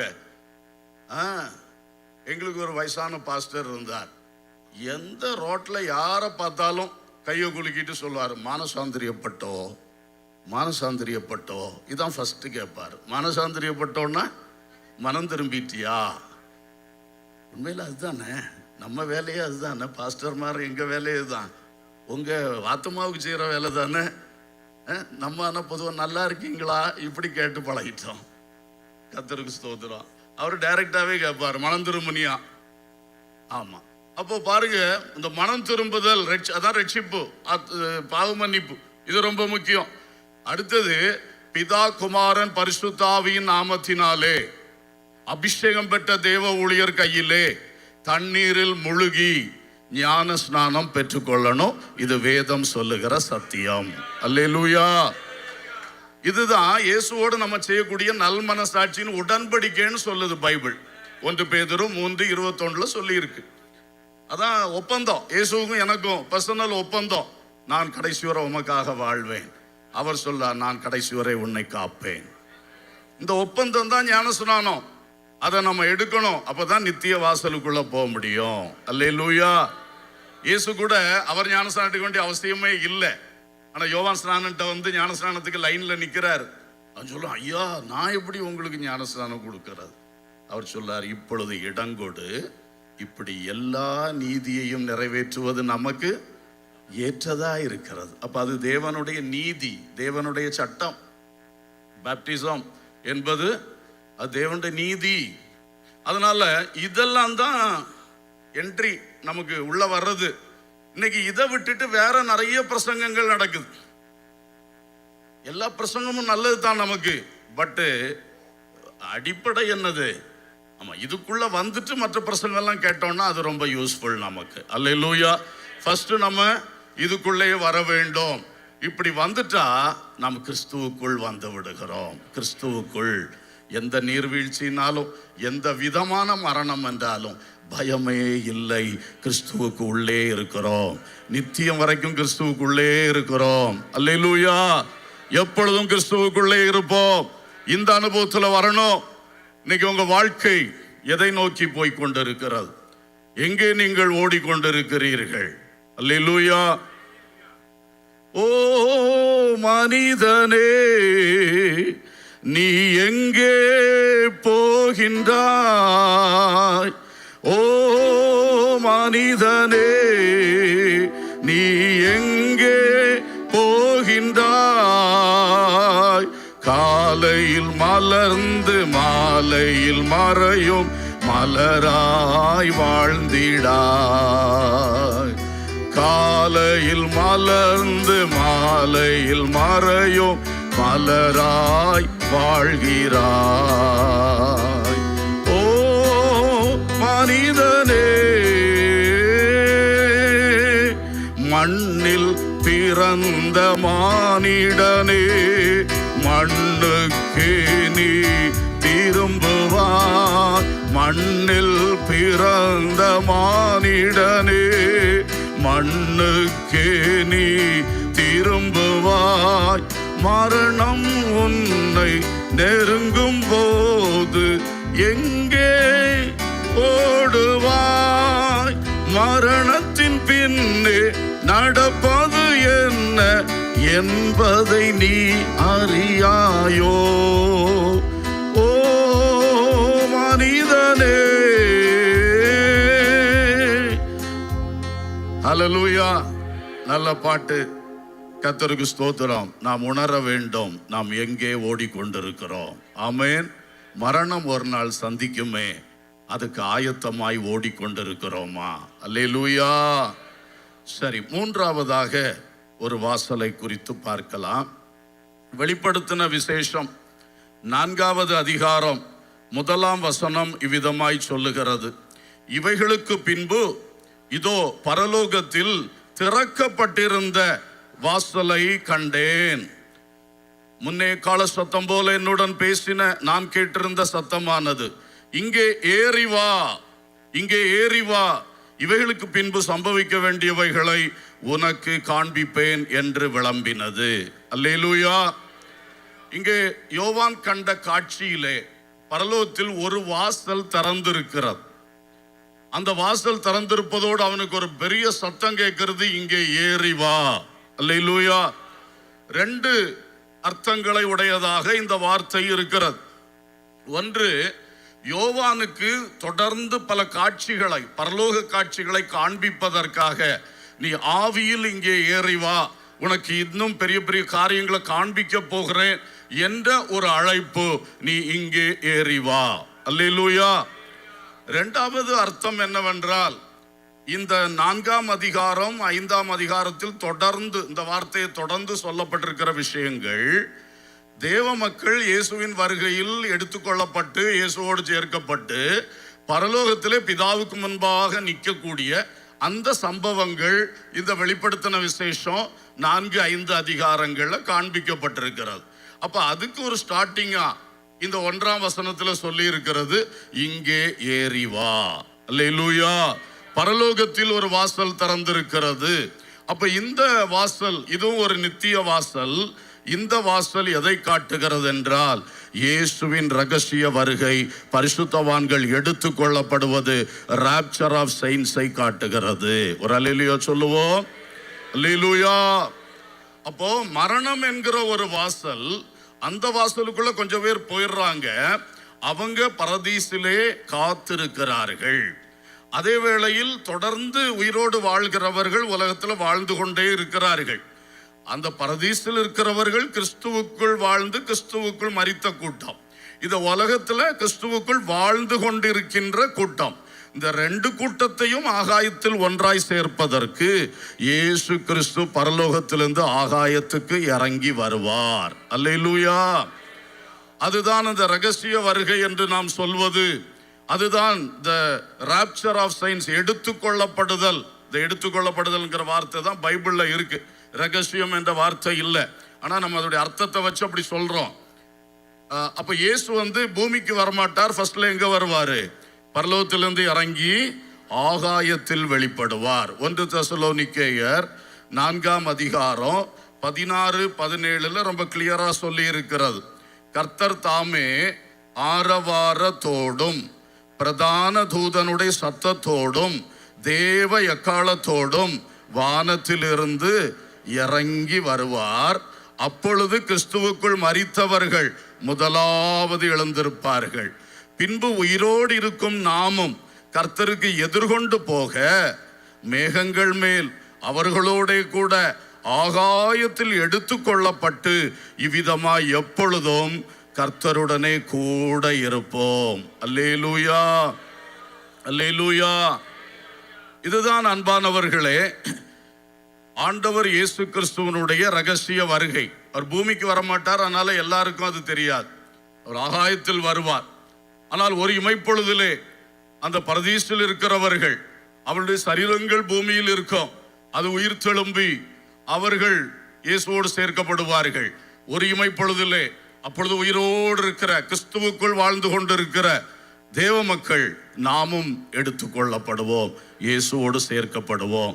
நம்ம இயேசு பிதாவிடத்தில் கூட்டி செல்லுவார். 7 ஆண்டுகள் பிதாவுக்கு முன்பாக ஆட்டுக்குட்டியானுடைய கல்யாண விருந்து என்று ஓமை வடிவில் சொல்லப்பட்ட அந்த 7 ஆண்டுகள் நிகழ்ச்சி பரலோகத்தில் நடக்கும். ஸோ அதுக்கு தான் இந்த பரலோகத்தில் திறந்த வாசல். அல்லேலூயா. இது நித்தியத்தின் அடுத்த கட்டத்தை காட்டுகிறது. இயேசு ஆகாயத்தில் வந்து தம்முடையவர்களை சேர்த்து கொள்ளுகிற கட்டத்தை காட்டுகிறது. அதில் இந்த 7 ஆண்டுகள் பல விஷயங்கள் நடக்கும் என்று பைபிள் சொல்லுகிறது. ஒன்று, இயேசுவை பிதாவானவர் கனப்படுத்துவார். ஏன்னா அவர் தானே இந்த கூட்டத்தை அங்கே கொண்டு சேர்த்திருக்கிறார். சிலுவையில் மரித்து அந்த இரத்தத்தினால உண்டான ஆத்துமாக்கள் தான் இந்த பெரிய மணவாட்டி கூட்டம். அல்லேலூயா. இதை பத்திரமா எடுத்து எங்க கொண்டு போயிட்டாரு. இப்போ பிதாவுக்கு முன்பாக கொண்டு சேர்த்துட்டார். எவ்வளவு பெரிய சக்சஸ்! பிதாவின் உள்ளம் எவ்வளவு மகிழும்! அப்போ பிதாவானவர் இயேசுவை கனப்படுத்துவார். அதை டீட்டெயிலா படிக்கணும்னா தானியேல் புஸ்தகம் 7ஆம் அதிகாரம் 13-14 வசனங்கள்ல இருக்கு, இயேசுவை எப்படி பிதாவினிடத்தில் கொண்டு வருவார்கள் என்று. அதே மாதிரி வெளிப்படுத்தல் 4-5 அதிகாரங்களிலும் இதை படிக்கிறோம். அடிக்கப்பட்ட வண்ணமாயிருக்கிற அந்த ஆட்டுக்குட்டியானவர் பிதாவின் சிங்காசனத்துக்கு நேராய் கொண்டு வரப்பட்டார் என்பதையும் பார்க்கிறோம். ஸோ இயேசுவை பிதாவானவர் கனப்படுத்துகிற ஒரு சம்பவம் இந்த நாமெல்லாம் எடுத்துக்கொள்ளப்பட்டவன இந்த 7 ஆண்டுகளில் ஃபர்ஸ்ட் நடக்கக்கூடியது. அடுத்ததாக வெளிப்படுத்தல் 4-5 அதிகாரங்கள்ல இருக்கிறது. பிதாவானுடைய கையிலே ஒரு முத்திரிக்கப்பட்ட புஸ்தகம் இருக்கிறது. அதை ஆட்டுக்குட்டியானவராய் இயேசு அவர் கையிலிருந்து வாங்குவார். வாங்கி ஒவ்வொரு முத்திரைகளாய் உடைப்பார். அல்லேலூயா. அவர் ஒவ்வொரு முத்திரை அங்க உடைக்க இந்த வெளிப்படுத்தின விசேஷத்துல எழுதியிருக்கிற சம்பவங்கள் அப்படியே நடக்க ஆரம்பிக்கும். அல்லேலூயா. சிலர் போதிக்கிறார்கள் இப்பவுமே அது நடந்துகிட்டு இருக்குன்னு. இப்பவுமே எல்லாம் நடக்குது ஒரு பக்கம். ஆனா பைபிள்ல எழுதியிருக்கிற கரெக்டான அது நடக்கணும்னா இயேசு அந்த புக்கை வாங்கி அந்த சீல்ஸை என்ன செய்யணும்? உடைக்கணும். உடைக்க தான் பைபிள்ல அதை பற்றி எழுதியிருக்கிற ஒவ்வொன்றும் பூமியில நிறைவேறும். அந்தி கிறிஸ்து எழும்புவான், அவன் ஆட்சி பண்ணுவான். கடைசியில் அவன் ஆட்சி எப்படி முடியும் என்கிறது வரைக்கும் அந்த 7 முத்திரைகளை உடைச்சி, அப்புறம் கடைசி முத்திரை உடைச்சோன்னு அப்புறம் 7 எக்காலங்கள் ஊதப்படும். அந்த 7வது எக்காலம் ஊதின உடனே 7 கோபகலசங்கள் ஊற்றப்படும். அந்த 7 கோபகலசங்களும் ஊற்றி முடிக்கணும். 7 முத்திரைகள், 7 எக்காலங்கள், 7 கோபகலசம், இவ்வளவும் நிறைவேறும் பொழுது அந்த 7 வருஷம் நிறைவேறும். அல்லேலூயா. அப்போ பூமியிலே அந்தி கிறிஸ்து எழும்பி அந்த 3 வருஷங்கள் ஆளுகை செய்வான். நாமோ அந்த அந்தி கிறிஸ்துவின் ஆட்சிக்கு உட்படாமல் அதற்கு முன்னதாகவே நாம் ப்ரீ ட்ரிபுலேஷன் ராப்சர் நாம எடுத்துக்கொள்ளப்பட்டு நாம் பரலோகத்தில் தேவனோடு கூட மகிழ்ச்சியாய் இருப்போம். அல்லேலூயா. ஆனால் சரியான ஆயத்தம் இல்லாமல் கிறிஸ்துவுக்குள் வாழ்ந்தாலும் சரியான ஆயத்தங்கள் இல்லாமல் பாவத்துக்கு இடம் கொடுக்கிறது, அங்க ஒரு கை இங்க ஒரு கை, உலகமும் வேணும் இயேசுவும் வேணும், இப்படியெல்லாம் ஓடுறதெல்லாம் எடுத்துக்கொள்ளப்படாது. அல்லேலூயா. அப்போ அந்த மாதிரி ஆட்கள் எங்க போகும்? அந்தி கிறிஸ்துவின் ஆட்சிக்கு போகும். பயங்கர உபத்திரவங்கள் உண்டாகும். சரி, இப்படி இந்த 7 ஆண்டுகள் இது நடக்கும் பாருங்க. நம்மளுக்கு மேல அங்க வரும்போது இயேசுவை பிதா கனப்படுத்துவார். இயேசு முத்திரைகளை உடைப்பார். அது மட்டும் இல்ல, அவர் மத்தேயு 10ஆம் அதிகாரத்திலே 32ஆம் வசனத்துல சொன்னது மாதிரி, மனுஷர் முன்பாக என்னை அறிக்கை பண்ணுகிறவன் எவனோ அவனை நானும் பரலோகத்தில் இருக்கிற என் பிதாவின் முன்பாக என்ன செய்வேன். இதெல்லாம் அப்பதான் செய்வார். அந்த 7 ஆண்டுகள் ஆட்டுக்குட்டியானுடைய கல்யாண விருந்துன்னா இதுதான் ஃபங்க்ஷன்ஸ், ப்ரோக்ராம் இதுதான். நம்ம இங்க நடத்துறதெல்லாம் ஒரு ப்ரோக்ராம் இங்க எழுதி வச்சிருக்காங்க பாருங்க. இதே மாதிரி கர்த்தர் நமக்கு பைபிள்ல ப்ரோக்ராம் போட்டு கொடுத்திருக்கிறார். அல்லேலூயா.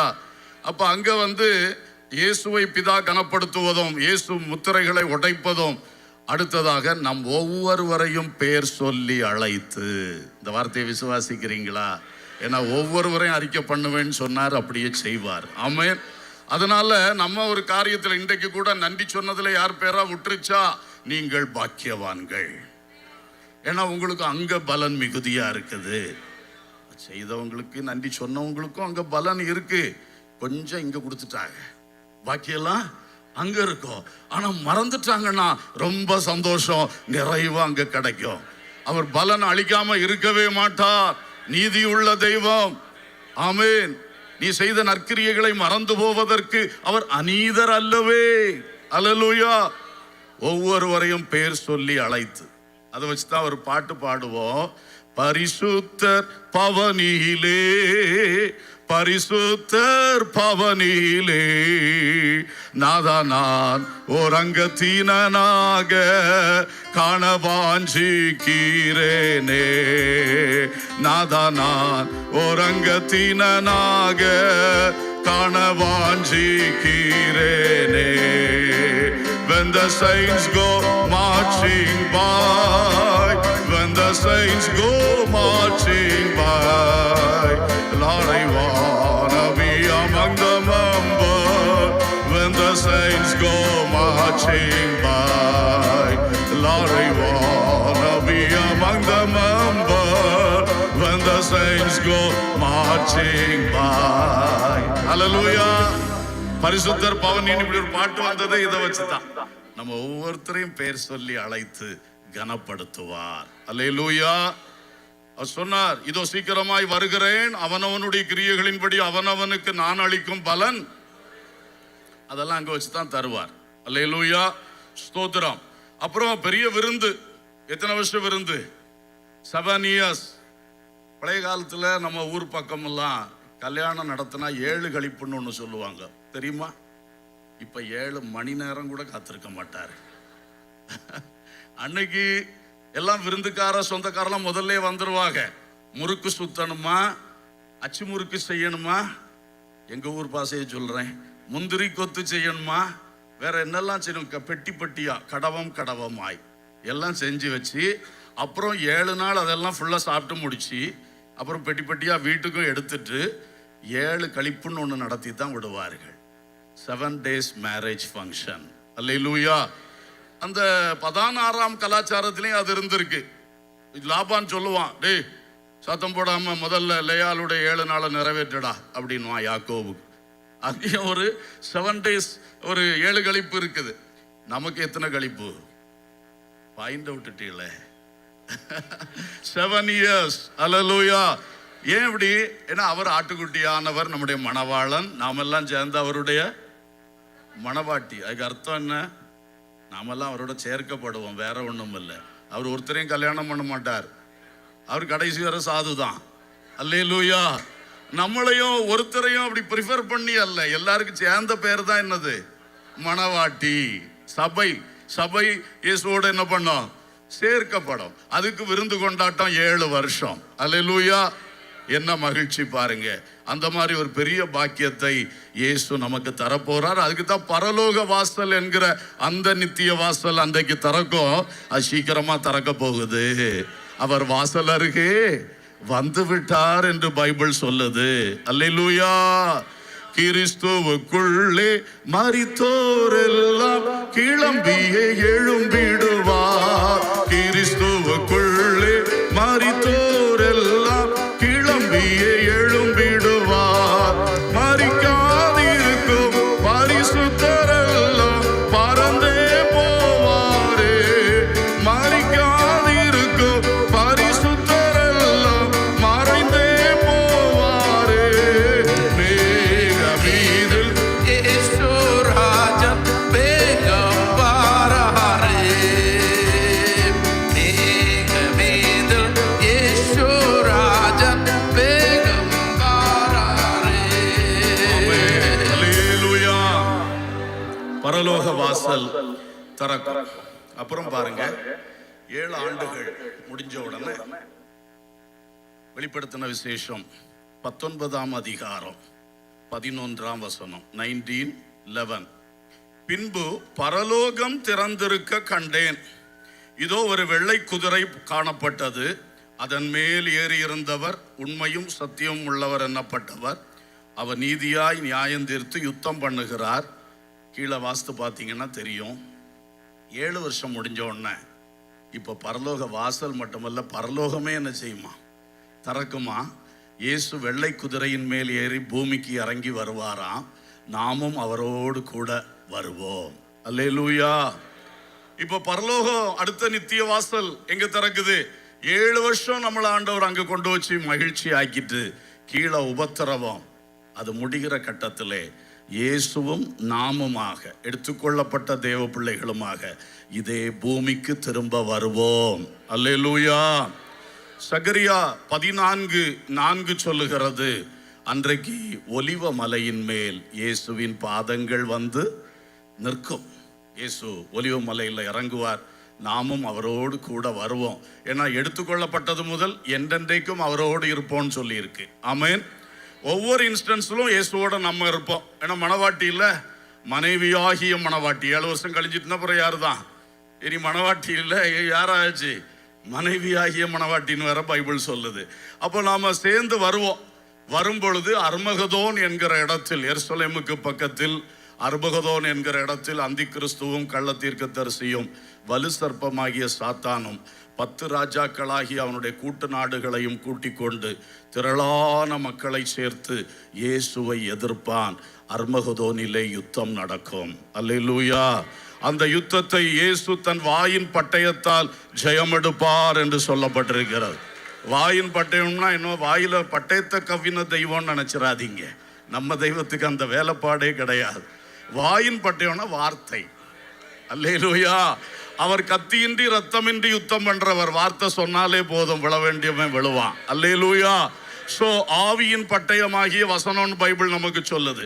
இயேசு வாயின் பட்டயத்தால் என்ன பண்ணுவாரு?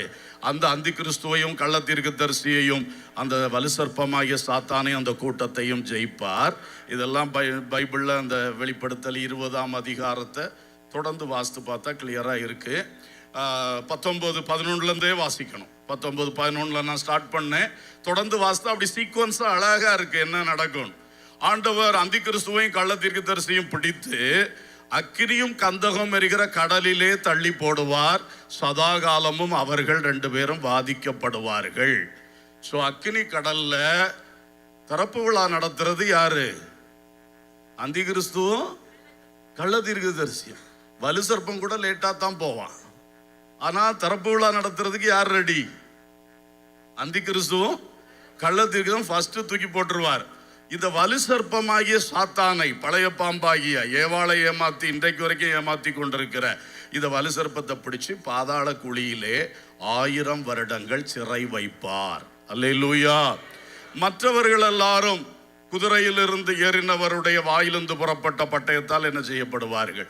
அழிக்கப்படுவார்கள். ரத்தம் பீரிட்டு ஓடும். அது இதுன்னு பயங்கரமா எழுதியிருக்கு. எசேக்கியேல்ல இருக்கு, தானியேல்ல இருக்கு, வெளிப்படுத்தின விசேஷத்துல இருக்கு, இயேசு சொன்ன சுவிசேஷ புத்தகங்களின் வார்த்தைகள்ல இருக்கு. இந்த யுத்தத்தை பற்றி ஏகப்பட்ட வார்த்தைகள் பைபிள்ல இருக்கிறது. அல்லேலூயா. அவர் புறஜாதிகளிடத்தில் பழி வாங்கும் நாள் அது. அல்லேலூயா. சரி, இப்படி அர்மகதோனிலே யுத்தம் செய்து இயேசு கிறிஸ்து இந்த பூமியில் தமது 1000 வருட அரசாட்சியை தொடங்குவார். ஒரு பலமான அல்லேலூயா சொல்லுவோம். இயேசு கிறிஸ்துவின் 1000 வருட அரசாட்சி ஆரம்பமாகும். அல்லேலூயா. அடுத்ததாக இந்த 1000 ஆண்டுகள் இயேசு ஆட்சி செய்வார். பைபிள்ல ரொம்ப கிளியரா இருக்கு. நம்ம எல்லாம் அவரோட கூட இருப்போம். அவர் எருசலேம் தான் அவருக்கு தலைநகரம். ஆமென். எங்க தலைநகரம்? எருசலேம் தான் அவருக்கு. இதெல்லாம் அந்த வரிசையில் இருக்கு. டைம் முடிய போறதுனால நான் டீட்டெயில்ஸுக்குள்ள போகல. அப்படியே அந்த 19ஆம் அதிகாரம் 11லேருந்து தொடர்ந்து வாசித்தா இது எல்லாமே இருக்கு. ஆனா எருசலேம் அங்க பேர் இருக்காது, பிரியமான நகரம்னு எழுதப்பட்டிருக்கும். எல்லாம் தீர்க்க தரிசன மொழியில எழுதப்பட்டிருக்கிறது. நம்ம பேர் அங்க இருக்காது, பரிசுத்தவான்களின் பாளையம்னு சொல்லியிருக்கோம். அதுதான் நாம பரிசுத்தவான்களுடைய the camp of the saints, மந்திரிமாருடைய பாளையம்னு சொல்லுவாங்கல்ல. இங்கே ரியாத்தில் இருக்கும்னு நினைக்கிறேன். மந்திரிமாருடைய பாளையம், ராஜாவோட சேர்ந்திருப்பார்கள். அதே மாதிரி நம்மளும் அன்னைக்கு இயேசுவோட சேர்ந்திருப்போம். ஏன்னா நம்ம இயேசுவோட சேர்ந்தா அப்புறம் இயேசு விட்டு விலகவே மாட்டோம். இயேசு ஆட்சி செய்தால் நம்மளும் கூட ஆட்சி செய்வோம். ஆட்சி செய்ய தெரியுமா? உங்களுக்கு தெரியுமா? நல்லாவே தெரியும்ன்றீங்களா? கர்த்தருக்கு ஸ்தோத்திரம். தெரிஞ்சாலும் தெரியாட்டாலும் பயப்படாதீங்க, அவருக்கு கூட இருந்தா போதும். அல்லேலூயா. தமிழ்நாட்டில் ஒரு முதலமைச்சர் இருந்தாங்க, அம்மா ஜெயலலிதா அவர்கள். அவங்க யாரை மந்திரிமாரா வைப்பாங்க தெரியுமா? சும்மா திடீர்னு யாரையா பிடிச்சி வைப்பாங்க. யாரையும் பிடிச்சி வைப்பாங்க. ஏன்னா அவங்க தான் எல்லாம் நடத்துறது.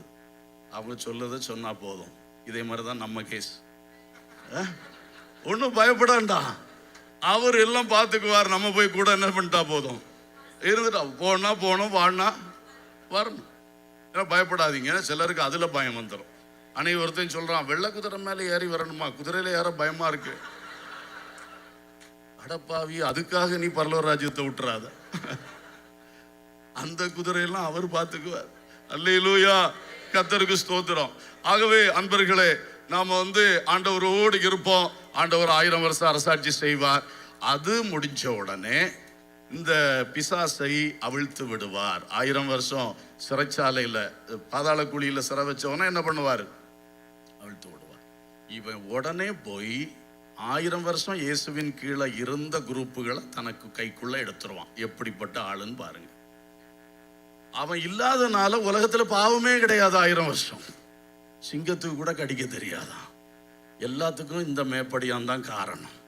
பாம்புக்கு கொத்த தெரியாதான். ஏன்? பிசாசு இல்ல. பிசாசு இல்லாத குடும்பம் எவ்வளவு அழகான குடும்பம், யோசித்து பாருங்க. பிசாசு உள்ள வராத ஏதேன் தோட்டமாகிய சபை எவ்வளவு அழகா இருக்கும், யோசித்து பாருங்க. இவன் நுழைஞ்சான்னா சீரழிச்சிருவான். இயேசு ஆட்சி கீழே 1000 வருஷம் இருந்த குரூப்பு கோகு மாகோகு என்கிற மெயின் குரூப்பு, அதுகளை பிடிச்சு அப்படியே கடற்கரை மணலத்தனையாய் மக்களை திரட்டி இயேசுவுக்கு எதிராக கொண்டு வந்துருவான். கடைசி யுத்தம் எருசலேம் யுத்தம். அப்பதான் எருசலேம் யுத்தம் நடக்கும். அது பைபிள்ல இதே சீக்வன்ஸ்ல இருக்கு. கீழே பிரியமான நகரத்தை சூழ்ந்து கொண்டார்கள், பரிசுத்தவான்களுடைய பாளையத்தை சூழ்ந்து கொண்டார்கள். அப்படி எருசலேம் யுத்தம் வரும்போது பிதாவானவர் வானத்திலிருந்து அக்கினியை இறக்கி இந்த சேனைகளை பட்சித்து போடுவார். அல்லேலூயா. சோ 3வது யுத்தம் பரலோக அக்கினியினாலே ஜெயிக்கப்படும். ஏன் 3வது சொல்றேன்னா, முதல் யுத்தம் கல்வாரியில் இயேசு தன்னந்தனியா செய்த யுத்தம். 2வது யுத்தம் இயேசு அர்மகதோன்ல நம்மளோடு சேர்ந்து செய்ய போற யுத்தம். நம்மளையும் சேர்த்துக்கிடுவோம் என்ன, நம்மளோடு சேர்ந்து. ஆமா, ஒரு எலி சொல்லிச்சான், நானும் சிங்கவுமா அந்த மரப்பாலத்துல நடந்து வரும்போது பாலம் ஆடின ஆட்டத்தை கண்டாயா? எலியும் சிங்கவுமா. அப்படி நம்மளும் சேர்த்துக்கிடுவோம். நம்மளும் சேர்ந்து என்ன பண்ண போறோம்? அர்மகதோன் யுத்தம் ஜெயித்து, அப்போ அடுத்தது இந்த யுத்தத்திலையும் நம்ம இருப்போம். 1000 வருஷம் தாண்டி எருசலேம் யுத்தத்திலையும் இயேசுவோடு நம்ம இருப்போம். இயேசு ஜெயம் எடுப்பார். அதுக்கு பிறகு இந்த வலுசற்பமாகிய பிசாசையும் அந்த அந்திகிறிஸ்துவும் கள்ள தீர்க்கதரிசியும் போன அதே அக்கினி கடல்ல போட்டுருவார். அல்லேலூயா. பிறகு நித்திய நியாய தீர்ப்பு. வெளிப்படுத்தல் 20:11 படிக்கிறோம். வெள்ளை சிங்காசனத்தை போட்டு உட்கார்ந்து பழைய வானம் பழைய பூமி எல்லாம் மாத்தி, பாவிகளா இருந்தாலும் யாரா இருந்தாலும் மரித்த அத்தனை பேரையும் உயிரோடு எழுப்பி, சிறியோரையும் பெரியோரையும் கொண்டு நியாயாசனத்துக்கு முன்பாக நிறுத்தி அவர்களை நியாயந்தீர்ப்பார். ஜீவ புஸ்தகத்தில் பேரில்லாத அத்தனை பேரையும் அக்கினியும் கந்தகம் எரிகிற கடலிலே போடுவார். அல்லேலூயா, ஸ்தோத்திரம். அப்புறம் கடைசியாக ஒரு வாசலை சொல்லி நான் நிறுத்துகிறேன்.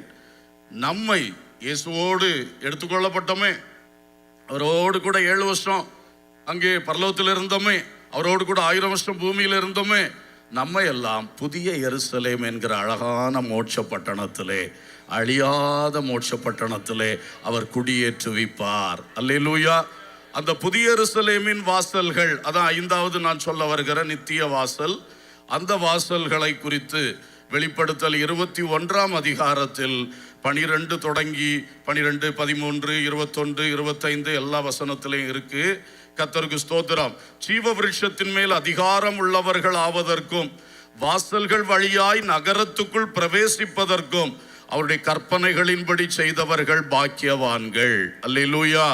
இப்ப வாசித்தது 14ஆம் வசனம். எனவே அன்பர்களே, கடைசியிலே நாம் பிரவேசிக்க போகிற நித்திய வாசல் புதிய எருசலேம் என்கிற நமக்காக தேவன் இப்பொழுதே கட்டி உண்டாக்கி கொண்டிருக்கிற அஸ்திபாரங்கள் உள்ள நகரம், நவரத்ன அஸ்திபாரங்கள் உள்ள நகரம். அந்த அழகான நகரத்திலே, அந்த வாசல்களுக்குள்ளே கர்த்தர் நம்மை குடியேற்றுவித்து காலகாலம் அவரோடும் பிதாவானவரோடும் வாழ வைக்க போகிறார். அல்லேலூயா. அதற்குத்தான் சொல்லுகிறது, இன்றைக்கு இயேசுவாகிய வாசலுக்குள் வாருங்கள், பாவ மன்னிப்பை பெறுங்கள், ஞான ஸ்நானத்தை பெற்றுக்கொள்ளுங்கள், தொடர்ந்து இந்த வேத புஸ்தகத்தின் வழியில் நடவுங்கள், பரிசுத்த ஆவி பெற்று ஆவியின் நடத்திப்போடு வாழுங்கள், கர்த்தர் வைத்த சத்திய வசனத்தின் வழி நடவுங்கள். உலகத்திலே பாவத்திலே போய் கையை போடாதீங்க, இழந்து போகாதிருங்க, விழுந்து போகாதிருங்க. ஜாக்கிரதையோடும் பயபக்தியோடும் கர்த்தருடைய வார்த்தைகளுக்கு கீழ்ப்படிந்து பின்பற்றுங்கள். அப்பொழுது பரலோக பரலோகம் நமக்கு சொந்தம், புதிய எருசலேம் நமக்கு சொந்தம், இயேசு என்றென்றைக்குமாக நமக்கு சொந்தம். அல்லேலூயா. கண்களை மூடி எல்லாரும் ஸ்தோத்திரம் பண்ணி ஜெபிக்க போகிறோம். இந்த வார்த்தைகளை கேட்ட நாம் இன்றைக்கு ஒரு வார்த்தை இதற்கு ஆயத்தமாகத்தக்கதாக, இந்த நித்திய வாசல்களுக்குள் ஒன்றன் பின் ஒன்றாய் நான் பிரவேசிக்க வேண்டும். அதற்கு சிம்பிள் வேர்ட், நீ கிறிஸ்துவுக்குள் வர வேண்டும். இயேசுவாகிய வாசலுக்குள் நீ பிரவேசிக்கணும்.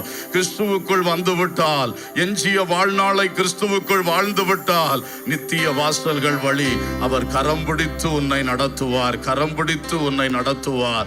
ஹalleluya. praise the lord, praise the lord, praise the lord. முத்திரை பெற்ற சுத்தர் எல்லாரும் வெண்ணங்கி தரித்தவராய், முத்திரை பெற்ற சுத்தர் எல்லாரும் வெண்ணங்கி தரித்தவராய், ஜெய கொடிகள் பிடித்திடுவார், மீட்பின் கீதங்கள் பாடிடுவார், ஜெய கொடிகள் பிடித்திடுவார், மீட்பின் கீதங்கள் பாடிடுவார். ஆகா என்ன பேரின்பம் அது, ஆகா என்ன பேரின்பம் அது, ஆகா என்ன பேரின்பம் அது. ராஜாதிராஜன் தேவாதி தேவன் வேகம் வருகின்றாரே, ராஜாதிராஜன் தேவாதி தேவன் வேகம் வருகின்றாரே. பரிசுத்தவான்கள் பரிசுத்தமாகும் காலம் இதுவே தானே, பரிசுத்தவான்கள் பரிசுத்தமாகும் காலம் இதுவே தானே. நீதிமானை நீதி செய்வார், பலனோடு நான் வாரேன் என்றார். நீதிமானை நீதி செய்வார், பலனோடு நான் வாரேன் என்றார். ஆமென் இயேசுவே வாரும் ஐயா. எத்தனை பேருக்கு தைரியமா சொல்ல முடியும்? வாரும் ஐயா. ஆமென் இயேசுவே வாரும் ஐயா. உமக்குள் வாழ்கிறேன். ராஜாதி ராஜன் தேவாதி தேவன் வேகம் வருகின்றாரே. வாய் திறந்து கர்த்தரோடு பேசு. என் பாவத்தை தேவாதி தேவன் வேகம் வருகின்றாரே. இன்றைக்கு நீ வாய் திறந்து உள்ளம் திறந்து இயேசுவோடு பேசுகிற அந்த வார்த்தை இயேசு உன் வாழ்வில் செயல்படுத்துவார். இந்த கூட்டத்திலிருந்து நீ புறப்பட்டு போகும் பொழுது இனி நீ பாவியாக அல்ல, இயேசுவின் இரத்தத்தால் கழுவப்பட்ட மகனாய், இயேசுவின் இரத்தத்தால் கழுவப்பட்ட மகனாய் நீ புறப்பட்டு போக முடியும். இயேசுவே, என் பாவங்களை மன்னியும் என்று கூப்பிடு, மன்னியும் என்று கூப்பிடு மகனே. இதுவரைக்கும் ஞானஸ்நானம் பெறவில்லையா? சகோதரா, சகோதரியே, இனி காலம் செல்லாது. இயேசு சொன்ன வார்த்தையின்படி நீ ஞானஸ்நானம் பெற வேண்டும். உன்னுடைய ஊழியக்காரர்கிட்ட போய் பேசு, பேசு. இனி காலதாமதம் பண்ணாதே. முழுகி ஞானஸ்நானம் பெறாத ஒவ்வொருவரும் இன்னைக்கு ஆண்டவரோட பேசுங்க. நான் உம்மோடு உடன்படிக்கை பண்ண ஆயத்தம் ஆண்டவரே. உம்மோடு உடன்படிக்கை பண்ண ஆயத்தம் ஆண்டவரே. என் கரப்படி நடத்தும் ஐயா. நான் ஞானஸ்நானம் பெற்றுக்கொள்ள போகிறேன். யாரெல்லாம் பரிசுத்தாவின் அபிஷேகத்தை இதுவரை பெறலையோ, இந்த பாடல் நடக்கும் பொழுது இயேசுவே, என்னை உமது ஆவியால் நிரப்புவனே. உள்ளம் திறந்து கேளுங்க. You will receive the anointing right now.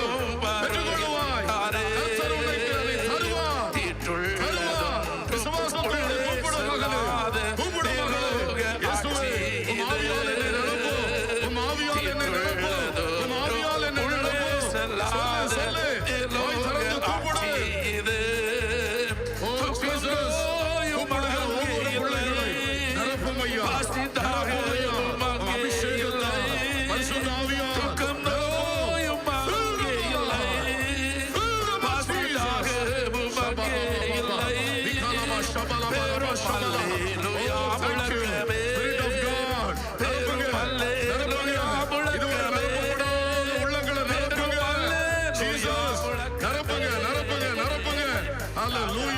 பரிசுத்தாவி பெற்ற தெய்வ ஜனமே, ஆவியில் நிரம்பி கர்த்தரை துதி, ஆவியில் நிரம்பி கர்த்தரை துதி.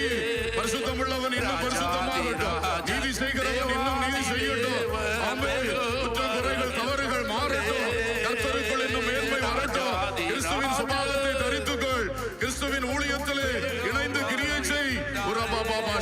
ஷபலபோ கபா திகலப கபலப ஷபலப ஓரியா ரிவிரிவிரிவிலபோ ஷலபதரபா ஆவியானுடைய வல்லமை இறங்கட்டும் ஆவியானுடைய வல்லமை இறங்கட்டும் ஒவ்வொரு ஆத்துமாக்களை நிரப்பட்டும் ஜீசஸ் ஜீசஸ் ஜீசஸ் ஷிபிலிபிலிபிரி கபலப ஷந்துரா ரிவிரிவிரிவிரிவிலபோ ஷலபதரப தூரபா எல்லா கட்டுகள் உடைக்கப்படட்டும் ஆவியில ஆத்துமாவில் இருக்கிற கட்டுகள் உடைக்கப்படட்டும் உடைக்கப்படட்டும் இயேசுவுக்காக இயேசுவுக்காக எழும்பத்தக்கதாய் பரிசுத்த அக்கினி பரலோக அக்கினி இறங்கட்டும் பரிசுத்தாவின் அக்கினி பரிசுத்தாவின் அக்கினி எங்களை நிரப்பட்டும் ஹல்லேலூயா ஹல்லேலூயா ரிபலபலபலபலப கபரப ஷிலபதுரப ரிஃபரப ஷிலபதுரியா எல்லா சாத்தான் தந்திரங்கள் முறியடிக்கப்படுவதாக பிசாசின் போராட்டங்கள் முறியடிக்கப்படுவதாக அவருடைய சூழ்ச்சிகள் வஞ்சகங்கள் இயேசுவின் நாமத்தில் முறியடிக்கப்படுவதாக glory glory glory glory அப்பா சரீரங்கள் இருக்கிற நோய்களும் இயேசுவின் நாமத்தில் நீங்கி போவதாக